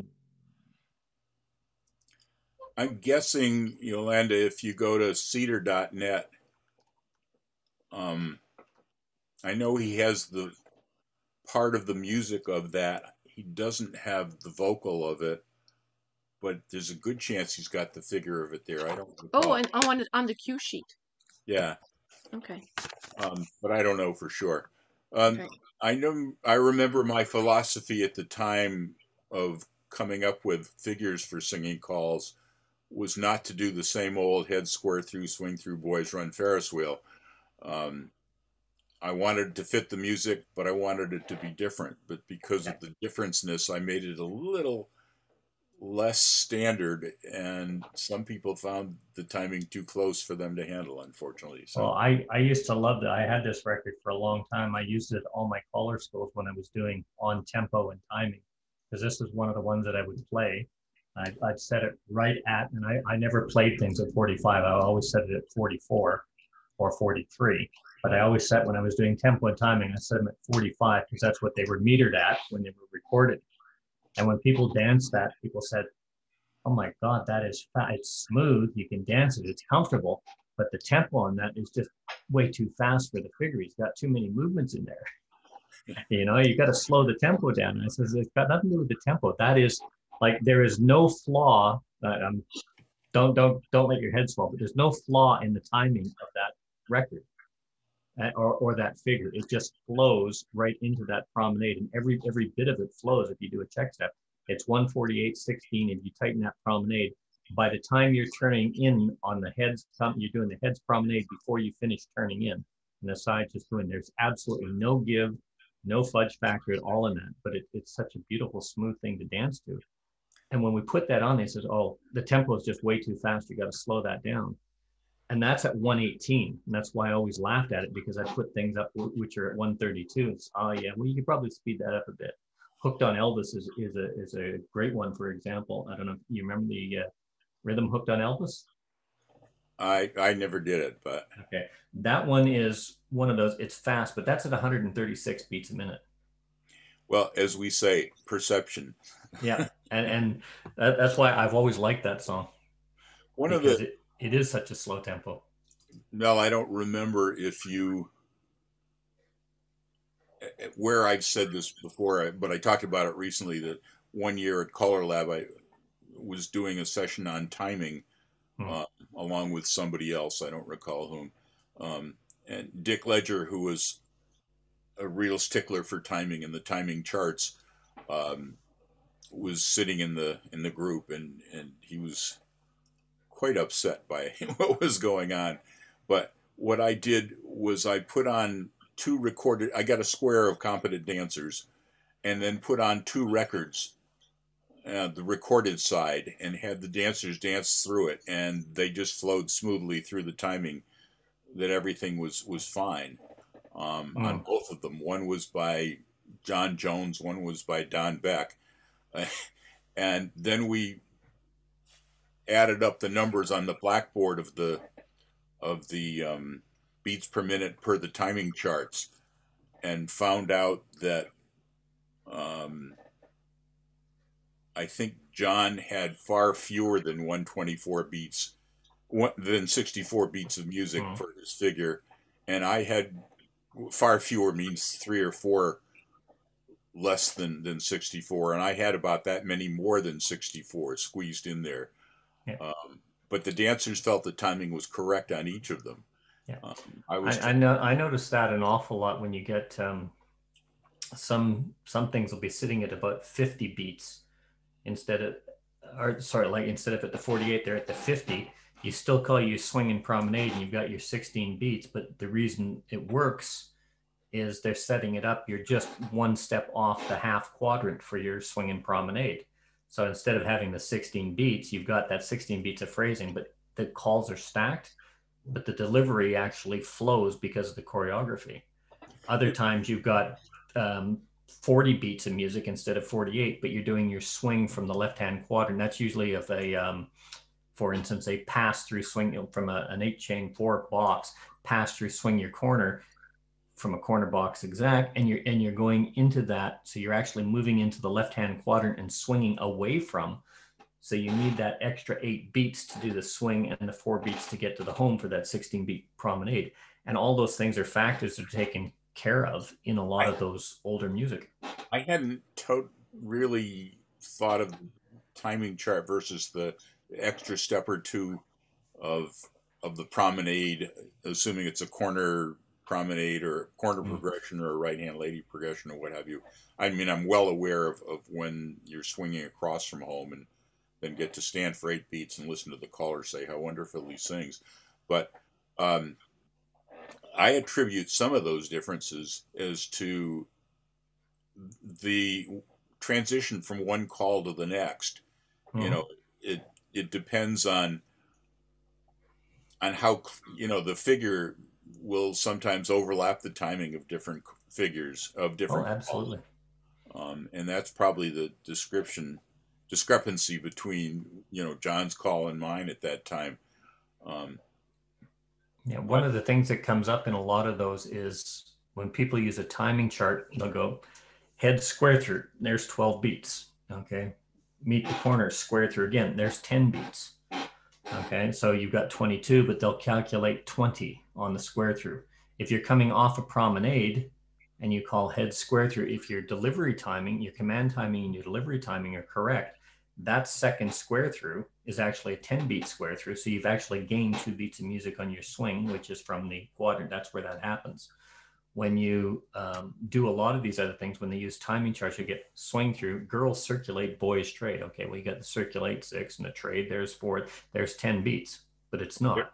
It's 4 beats. You know, it's a concurrent activity that people don't account for that.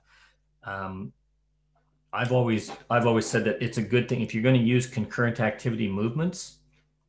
That's only when you do that. That's when you look at your 64-beat phrasing. Otherwise, try and shoot for a 42, maybe a 44, or even a 40, depending on where you are in the square at the ending for your timing, because that's where the dancers will find the comfort. Timing charts are a good, rough, basic idea to know whether you're in the ballpark if you don't have a feel for it already. For me, if I don't have a square around, I still walk it through myself and make sure I have enough space so I can do a full walking rather than just squeezing it into a shorter space, and I can time them pretty well. When I was writing my note service, most of the singing call figures, I never had heard anybody complain about them, but they were all, you know, just done walking them myself after doing it in my head. Well, there's a lot of callers that, you know, they do this intuitively from years and years of practice, and they see it and they know what works and what doesn't. It's a matter of, you know, I say it's like making a fist, which most people can do, but then explaining all the nerve details, connection, what bones, what tendons have to activate to explain how you make a fist. Understanding that process is very, very different.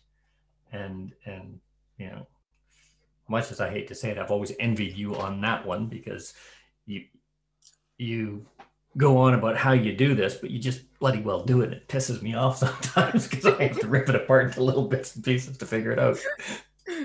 You know, I think a lot of things I have learned how to explain, and a lot of things I just say, I can't really tell you. It just comes with experience. It eventually comes. And my feel for singing calls, you know, I've got this much, if I sight call challenge stuff, I got this much music before I have to resolve, and now I have this much, and now I have this much, and geez, I better get close to the corner at this point. I can feel that, but sure couldn't for the first 25 years, you know. That's good. Or maybe first 15, or maybe first 15 years. But well, that's what they say. That's when you know when you have an experienced caller, because what was it? I think Tim Mariner said, if showman can make the easy look difficult, but a master can make the difficult seem easy. And you know, and that's one of the things, and you look at it, and that's when you know you're at the when you've made it, is when you can make that head square through, right and left through, veer left, Ferris wheel, centers pass through, into something that sounds and feels and dances like, oh my God, he's really working us. God, we did a whole lot. Yeah. And then they'll walk you through a left-hand relay the deucey from an inverted quarter tag diamond formation, which I have no idea what any of that is because I'm making shit up now. But you just walk through it and you have no idea what you just did, but I didn't even have to think about that. I mentioned this in my short presentation, but one of the things with the head square through, right and left through, veer left, Ferris wheel, I'm trying to remember your sequence, centers pass through. Yep. Is by making every call sound important. You know, I'm not building up to a Ferris wheel with a square through, right and left through, veer left. Now we can do the Ferris wheel. You know, it's head square through, like this is an important call. Right and left through, like you've never done it before. Veer to the left. It's making every call important, sound important, and it'll feel important to them if you emphasize the calls that way. You go heads, do a left do side do. Now with your right hand start, square through 4 to your original corner. You go, what? Okay. And with your original corner, right hand's free, right and left through. Okay, turn now, veer over to the left. And you just, talking them through that, and all of a sudden you're going, wow, what the hell just happened there? Same thing. Heads square through 4, slide through, square through 3. Now, where's your partner? No, your original partner. No, the person on your right. No, swing your corner and promenade.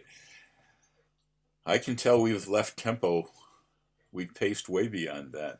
Yeah, or square through 3, swing your original partner and watch them panic. You know where they're at on that one, Yolanda? No, because I wasn't concentrating. Okay. Square through 4 facing corner, or basically head step in Yeah. and face your corner, and everybody face out. Everybody's still in the same footprint of where they exactly started. So you got the heads in the middle facing out and the corners facing out. The outside's facing out. Their partners behind them. But they're all still relatively standing at home. That example I did, Yolanda, was your partner is, if you're the man, is the woman on your right. Mm-hmm.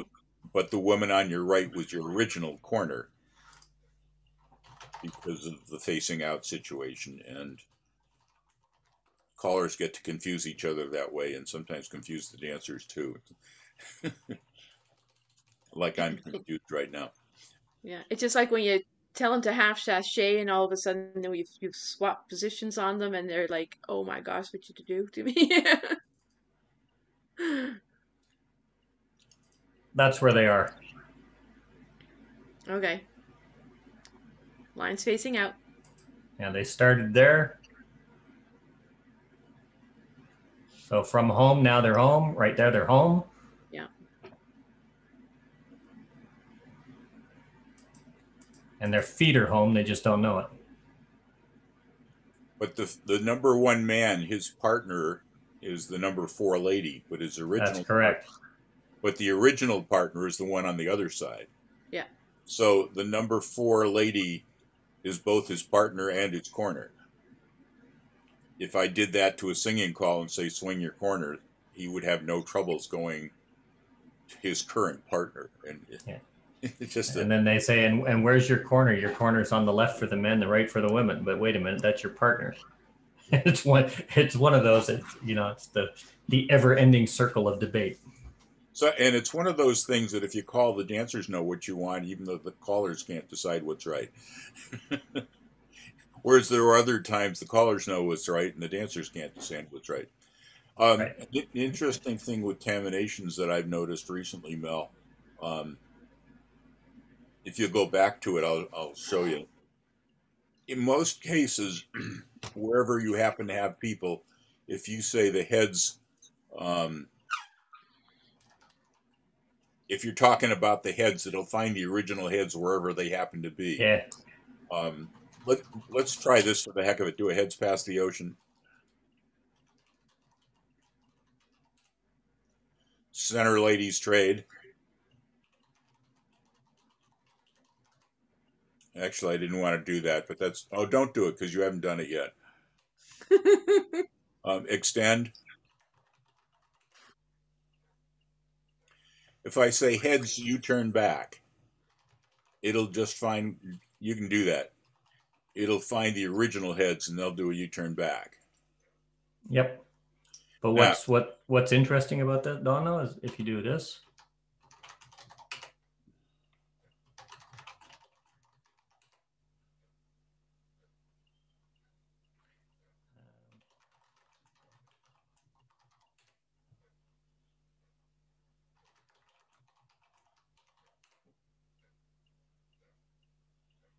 Yeah. But let me show you something else. Square your set. It used to do whoever was in the head position, but now it doesn't. Do a 4 ladies chain, 3/4. Sorry, 4 ladies chain 3/4. I think you have to say 4, but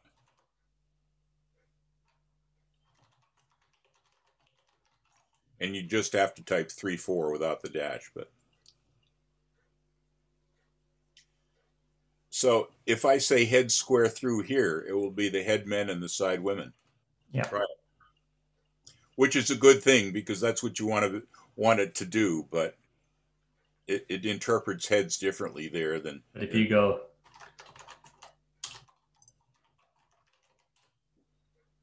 Oh, now it's doing it. It's smart enough to understand. Interesting. Yeah. Okay. But if you watch this one though.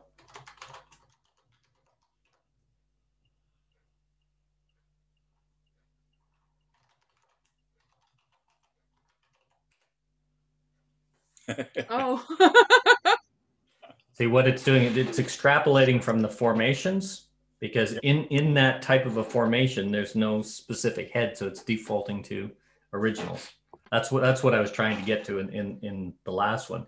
It'll recognize a static square if the space is there, but it won't recognize it. And it'll do the same thing if you're in your lines, it'll recognize heads as a specific person only if you've denoted that space is there and they're in that kind of like a half circulate, and you could have heads wheel around and be the ones in the head position. I was having troubles for a while. I don't know if he changed it or I was just typing it wrong, but after doing a 4 ladies chain 3/4, I wanted the heads to do something.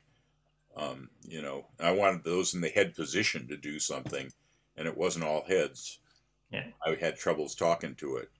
If I just say heads pass through, then it knows they're in the center, and I can just say centers, but it didn't always work. Anyway, Taminations has been a blessing. It's given a lot of us. Colorama has been upgraded too. I'll have Reinhold come on and talk about that as well. I'd love to get Brad on here to talk about Taminations and some of the upgrades he's done as well. But we're going to have Guido talking about hexagons, but he's got it set up for real hexagons, rectangles. One of the things that nobody's been doing thus far is rectangles as opposed to hexagons, and he's got Colorama set up for rectangles and a few other things that you can actually play with. The only thing I can't figure out, I know it's in here somewhere in Taminations, but these, it's working. Yeah, go ahead. Now it's going to work today. It wasn't doing that before. I couldn't get it to change, so he must have fixed that. Which part? You see on, oh, sorry, I'm having up my screen shared. I have to leave. Thank you for the session. Bye. Bye, Martin. Bye, Martin. Thanks for staying with us. These used to in the older one, you could change it to lines and all that. This wasn't working for quite a while, but now you can just select formation. So you say, okay, I want a quarter tag. You can set up, it'll take you right to a quarter tag, and you actually see the formations in the sequencer that you can set up. Last time I tried that, it didn't work. Yeah, I know. That's what I was saying. It wasn't working before, but he's obviously fixed it. Well, that was only 2 days ago that I tried it. I'm just opening up Chrome on my Mac, which is where I run it. Oh, well, that's part of your problem right there. You're using a Macintosh. Yeah, it is, because I can't run the other one. I can't remember its name. Anyway, last time I tried this, it wasn't working, and that was only a couple days ago. So it's slowly coming up. Switch to the sequencer. I have been telling normal lines. Yeah, it's still not working on that. I have been reporting bugs to Brad. This was one that I've reported. Well, one of the things that's really good about Brad, you report something which it's usually fixed within a day or two. Well, a lot of the ones I've reported lately haven't been. A few of them have, but most of them haven't been. This is another feature that he's got recently. Oops, sorry. Let's go to a static square here.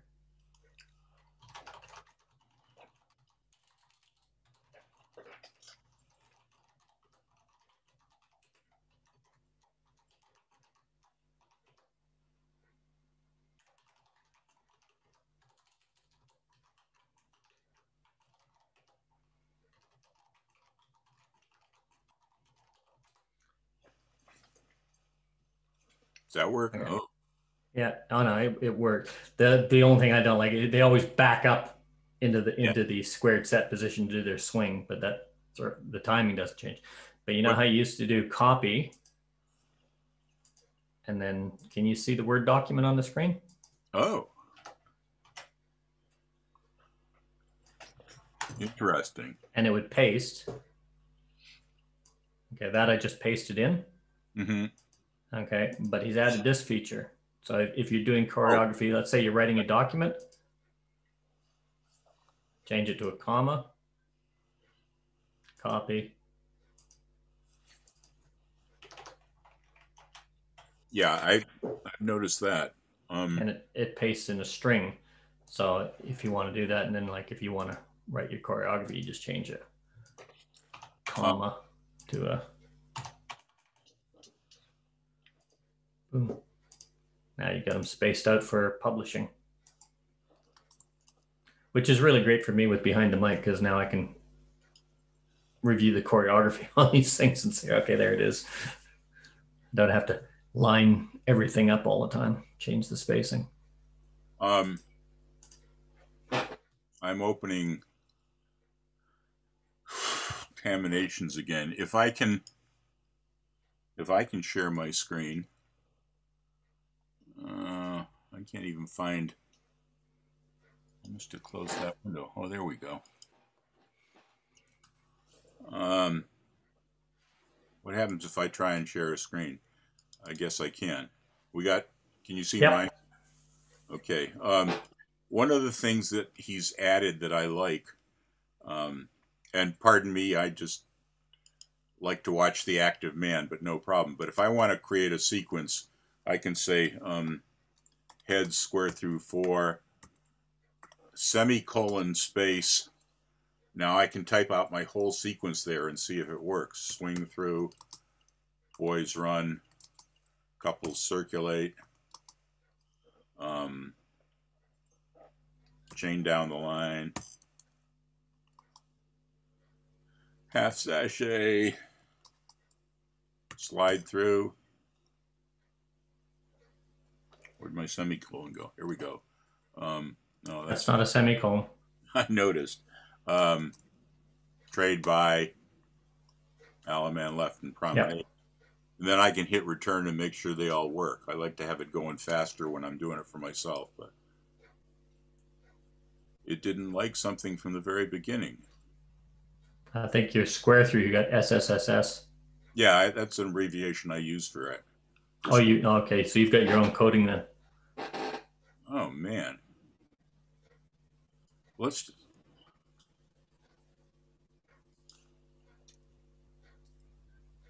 try cutting that out and just making sure that works. Yeah, I needed abbreviations that I could type quickly. So heads square through 3 is 3 S's, square through 2 is 2 S's. Yeah. What do I do here? Sides cloverleaf. All right. Sides cloverleaf. And continue from there. I forgot where I was, but that's probably an Alaman left. No.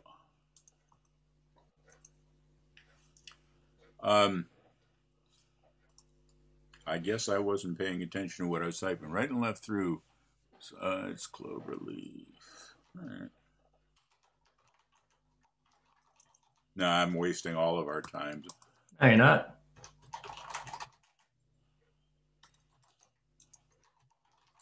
Okay, let's cite out of this. Where did I go wrong? Where am I going? Oh. Well, why didn't the Alaman left work? Because I typed it wrong. Alaman left and promenade home. There we go. So you're saying if I call head square through, I can type swing your corner?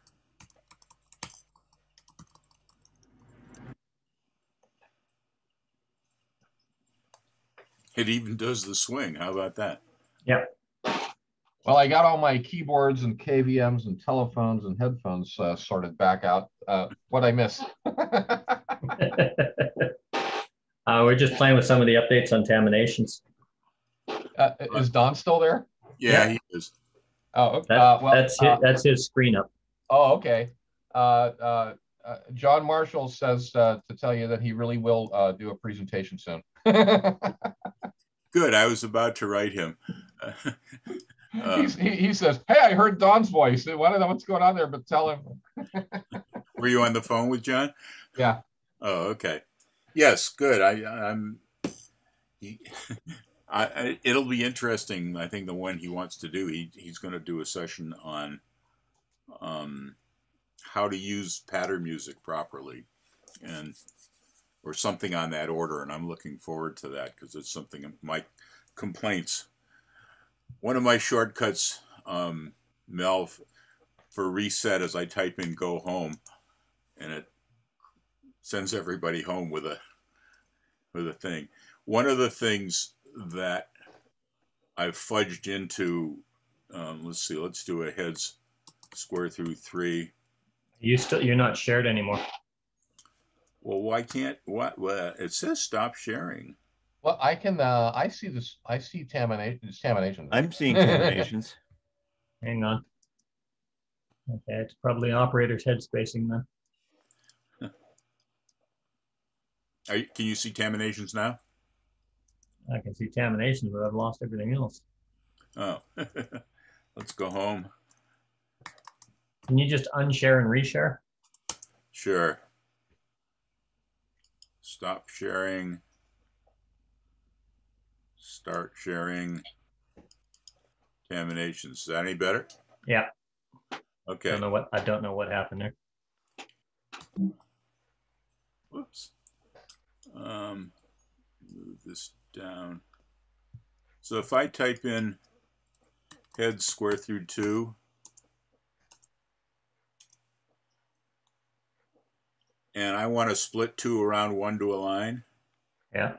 I can't do that with Taminations. Yeah, you got to go split 2, or split the outsides, I should say. Well, what I do is split. Yeah. I'm just saying I have the same problem. You have to type split the outsides. That's one command. And then you can't say around 1. You have to say separate. That's it. Oh. Well, what I type in is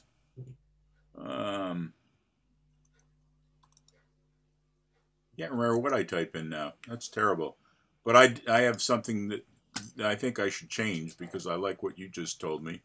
I don't know what you type in, but I think it's really funny that I can hear you calling that in my head from 35 years ago or something.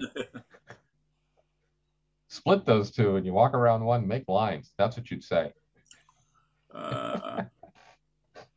You do centers in, centers run. Yeah, so split 2 to align or split 2 to the middle. Yeah, the only problem I have with that is if you're like me and you copy sequences or you check sequences, it's going to come up as the commands that you give. Well, right. That's why I like what you're saying better because, if I'm just moving people, heads. Yeah, saying pair off instead of square through. Head square through 2. And then I say, split 2 to align is the centers in, but it comes out saying centers in, which is not good.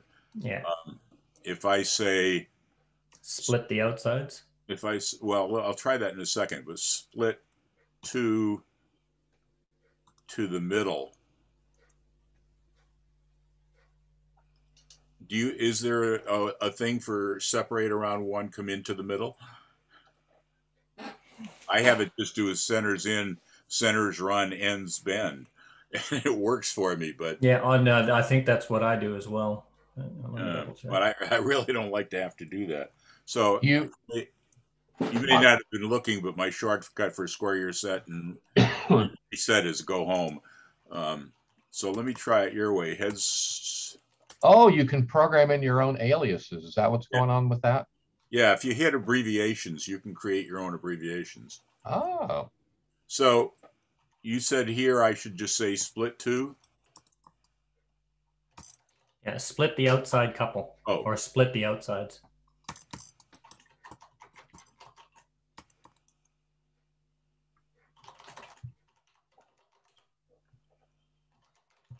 Oh. All right. And then you say what, just separate? Yeah. You say either outsides or heads, depending on who you've got active.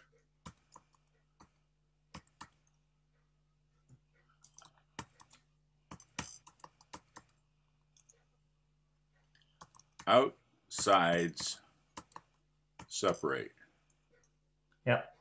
Separate. Well, usually SEP works for separate, but outsides separate. Do I have to say around 1 to a line? No, just that. Oh, okay. It actually will not take around 1 to a line. Okay, if I do want separate around 1 to a line here, I just have now to. If you go head, yeah, you still have to say who. So right. Head separate. If I say that, just sep for me. Yep. And if I want, can you do head sep around 2? Yeah. I put in 2 P's, and that's my abbreviation for go around 2 to a line. Yeah. And do they come down the middle? I have to do an ends bend from here, or yeah, I haven't figured out how to come into the middle. If I do it from here, it'd be centers separate around 2 to the middle. Yeah, but it doesn't read correctly. It just gets there. Yeah, that's the same problem I have. Yeah. One of the things you can do on the SD program, which has where you very quickly get into serious difficulties between words you would say versus what you would type into the computer, is it has a basically you can insert a comment, and so so sometimes I'll put in something where I'll say, insert a comment, and then I'll put in the words that I would say, and then I put the call, and it notes both of them on the output. And the other thing that you see a lot is a comment that says name of some call, begin kludge, and then a whole bunch of random calls to get the effect I wanted, end kludge. As a closing comment, and then when I'm actually preparing the thing I'm going to read, I go back and edit the whole thing. You can do parentheses to comment here, Chris. I'll show you that in a second. But Mel, one of the things that I like to do that I put in as a shortcut, if I want to do recycle and sweep a quarter, I'll just put recycle with an S. It's a shortcut I've made. Oh yeah. And the same on Ferris wheel center sweep a quarter. So Chris, if I do square through 4, square through 4. Oh, that's funny. Semicolon, trade by, semicolon. Then I can put in parentheses, square the barge. Uh-huh. And it'll run through those. Well, it missed my trade by. What was going on here? You didn't put a semicolon after it. All right, let's undo that. Square through 4, semicolon, trade by, semicolon. I think you invented a new call, trade by the barge. Oh. Yeah, it's going to come up with square the barge not found. I thought parentheses. Yeah, put end your parentheses. I'll just see if it's working for you. Oh no, it actually came up there. Okay. Oh, but it doesn't show you what it really did. I mean, it doesn't say. It shows me I did a square through 4 and a trade by. Yeah, that is a square the barge. Oh, I see. I'm looking in the wrong place. I wanted it to be all on one, so you could tell. Yeah, it doesn't do that. Ideally, I've been having a lot of problems typing out. It's something that you've got, because when I type out something in this and I put something in brackets, it's either not accepting if it's on the same line, or if I put it on the next line down, it'll type, but it won't show in the text like yours is on the left-hand side, but it'll show up in the actual copied text. So that's probably just something with my machine. Yeah. Ideally, what you'd like it to do is to say square the barge in parentheses, and then underneath that, or indented or something, then have the 2 calls. Yeah. I could do that. You could have just typed the parentheses at the beginning. Yeah. Yeah, I'm not sure if it'll take that because it may not it's not reading the parentheses on my machine unless I put it on a separate line, but that could be a difference between the Mac and the Windows. Well, I'm just talking about features, not how it actually works. I'm just suggesting how I would like it to work. Yeah, let's see if it puts that comment in. No, it didn't. Yeah, but hang on. Copy. Just go copy. At the bottom. Yeah. Okay, and then go paste. Okay, see, it's actually putting it in the text. It's just not showing up on the screen. Oh, weird. That's the same problem I have. Although I don't know why your square the barred shows up, but if you're going to go okay, you're going to have to reset because that's another thing it doesn't do. It doesn't just automatically clear it for you.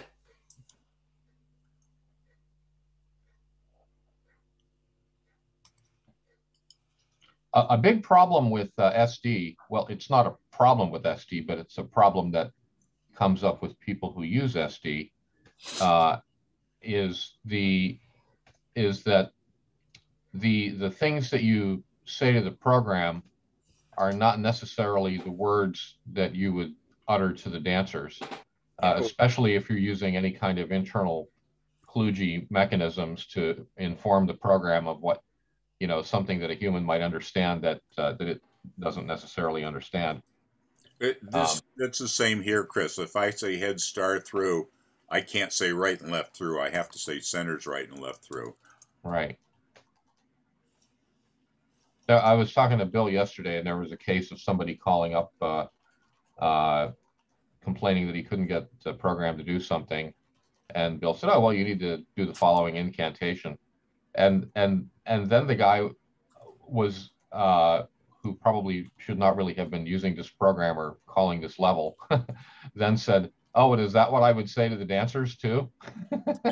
It's like, no, don't say that to the dancers. They don't know SD commands. Well, they can learn them. Right.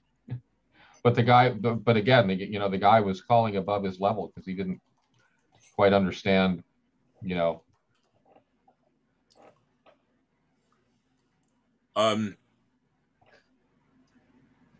Mel, I just came up with something recently. I guess I was reading the information on this. But if I was here and wanted the side ladies to chain, there's a call to get the centers to back up, and I can't remember what that is. Back away. You have to say designate the couples. You'd say heads back away. I said centers back away. Yeah. Or centers back away. Yeah. Side ladies chain.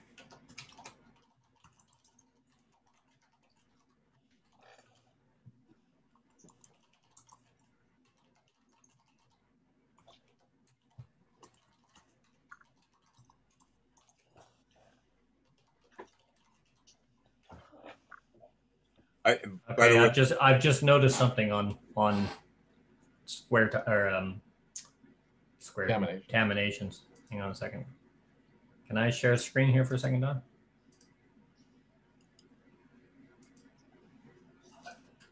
One of the abbreviations I put in, I don't know if you noticed, was if I do an Alaman left, I put ALP, Alaman left and promenade. Yeah. As an ALP, and that way I don't have to show the figures again to prove that Caminations likes it. So, yeah. All right, what are we looking at here? When you're doing that ALP will only work if your square is resolved for that. You can't do an Alaman left and promenade corner, but you can do a swing your corner, take them home, and you can do progressive singing calls that way as well. So the in parentheses, if I put it on the same line, okay,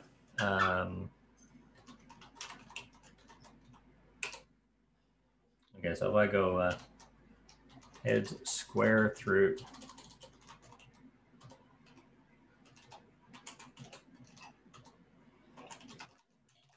just as an example. It will not take that. Okay. If I go heads, square through.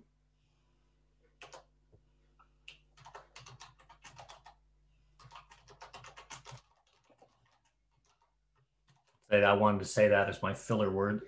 Mm-hmm. Okay, that's not, see how it doesn't show up there until I put the next call down. Oh, try something else. Is square through.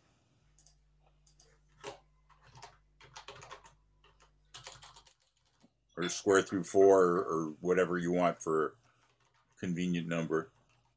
Now put a semicolon. No, I didn't want you to dance it, but that's all right. You can dance it from here. Call something again. Okay, put a semicolon, and now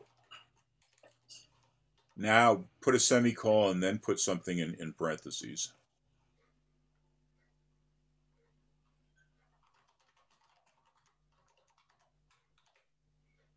Try that. I'm just curious if it'll put it in. Well, son of a bitch. That's good to know. But you put a call after it. I Yeah. wonder if you didn't put the call after, would it do it?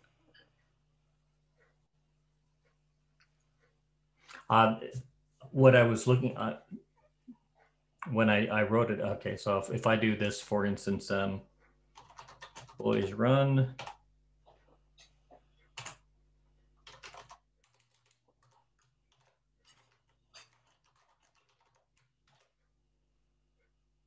Try that. Enter. It comes up on the line below.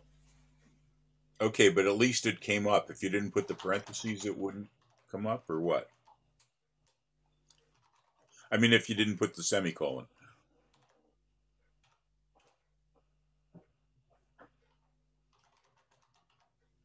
You need the semicolon for it to work.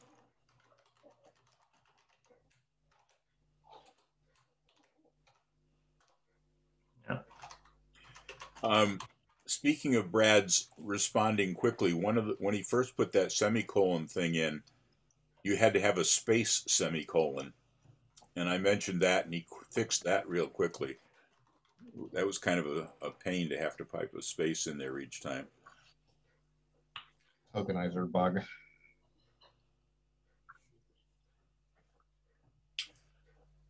Oh, fun.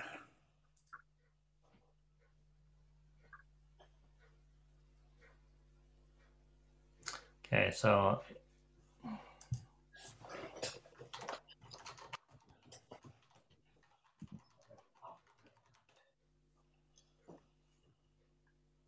yeah, you have to put a semicolon after the parenthesis as well. Oh, okay. Otherwise, it won't take the command. Mel, I've just opened something to type into here. Tell me again, for split 2 around 1, I have to say... Share your screen so I can see what you're doing. No, I'm not. I'm just typing in what you told me. On split 2 around 1 to a line, I have to say...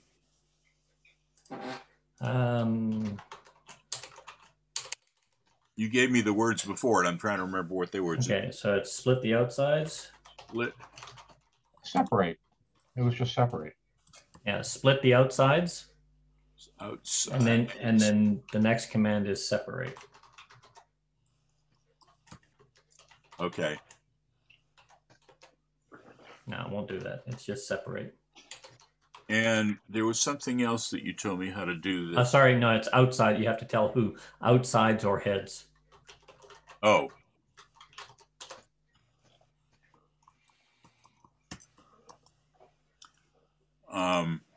And the other thing is I can say swing your corner and promenade. What's the word? Swing corner and promenade. Don't type your, because it won't take it. Swing corner and promenade. Promenade. He's going to put that on an abbreviation, DYT. How do you know? Well, I don't know what the abbreviation will be yet. We'll see what my.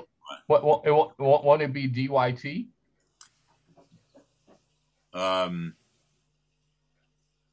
Go on, Chris. You know you want to say it.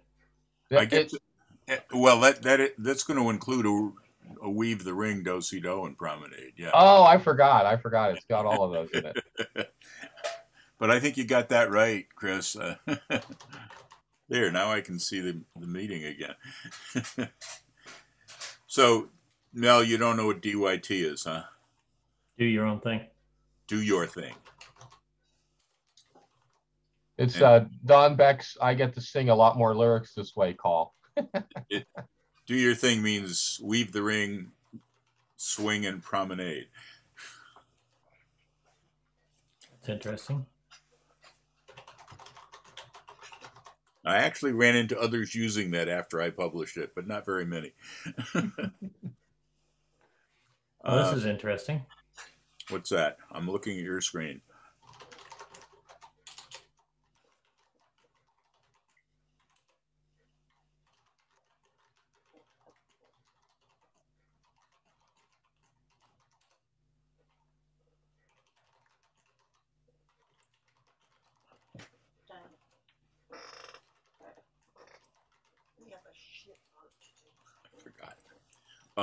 Try centers separate around one to a line.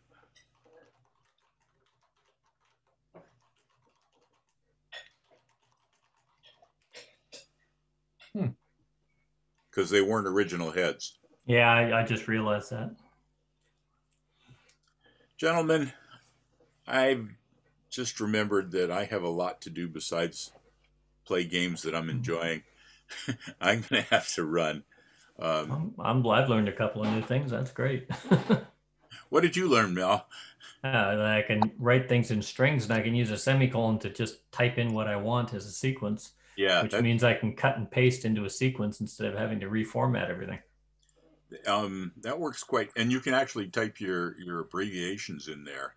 Yeah, and it'll spell them out. Yeah, I have no idea what the abbreviations are, and I'm too lazy to learn them. But you can make your own. I'm still too lazy to do that. There's some that I just, some fingers just don't work for typing. So yeah. Anyway. I'm going to miss a few of your sessions, Dawn, coming up as of the 20th, probably at least the next two after the 20th, because on the 20th I go down to Sydney for my surgery, and I'll probably now change it from 2 days to 7 to 10 days in the hospital, and probably a couple of weeks of rehab and recovery. So, remind me what you're surging. I've got neurosurgery and spinal surgery on the spinal cord, and also peroneal knee. I've got no nerve conduction below my left knee, so they're fixing that as well, and they're doing it all at the same time. Wow. Wish you luck getting through that. I'm sure they will, but it sounds. Yeah, well, I had planned to be here, but Helen has already told me if I take my computer and log on to Zoom from my hospital bed, she's going to wrap that computer, and I'll need a hospital for a whole new set of reasons. You thought you needed a subdural before, just you wait. But then again, she may not be coming down with me, so yeah, you never know. Well, we'll know that if we see you the next 2 weeks, we will yell at you. Yeah. Well, I've got today, and then I'm hoping to have Ed Foote documents that he put in the post show up that I can get formatted for his presentation on the 13th. Otherwise, we'll just have to jury rig something for the 13th. Maybe get Chris to come on and talk about different things. Chris always talks about different things. Yeah, we won't tell him what he's presenting formally on until 5 minutes beforehand. Sure. There you go. Talk to me, Chris. No. As I've been trying to say for the last 5 minutes. See you guys. Thank you. See you, Don. Bye. Thank you, Don. Thank you. I'm going to log off as well because I got another session here coming up. I'll probably open up the room about 7:30ish, thereabouts. So I'll see you guys later. Okay. Thank you. Bye, Thank you very much. Bye.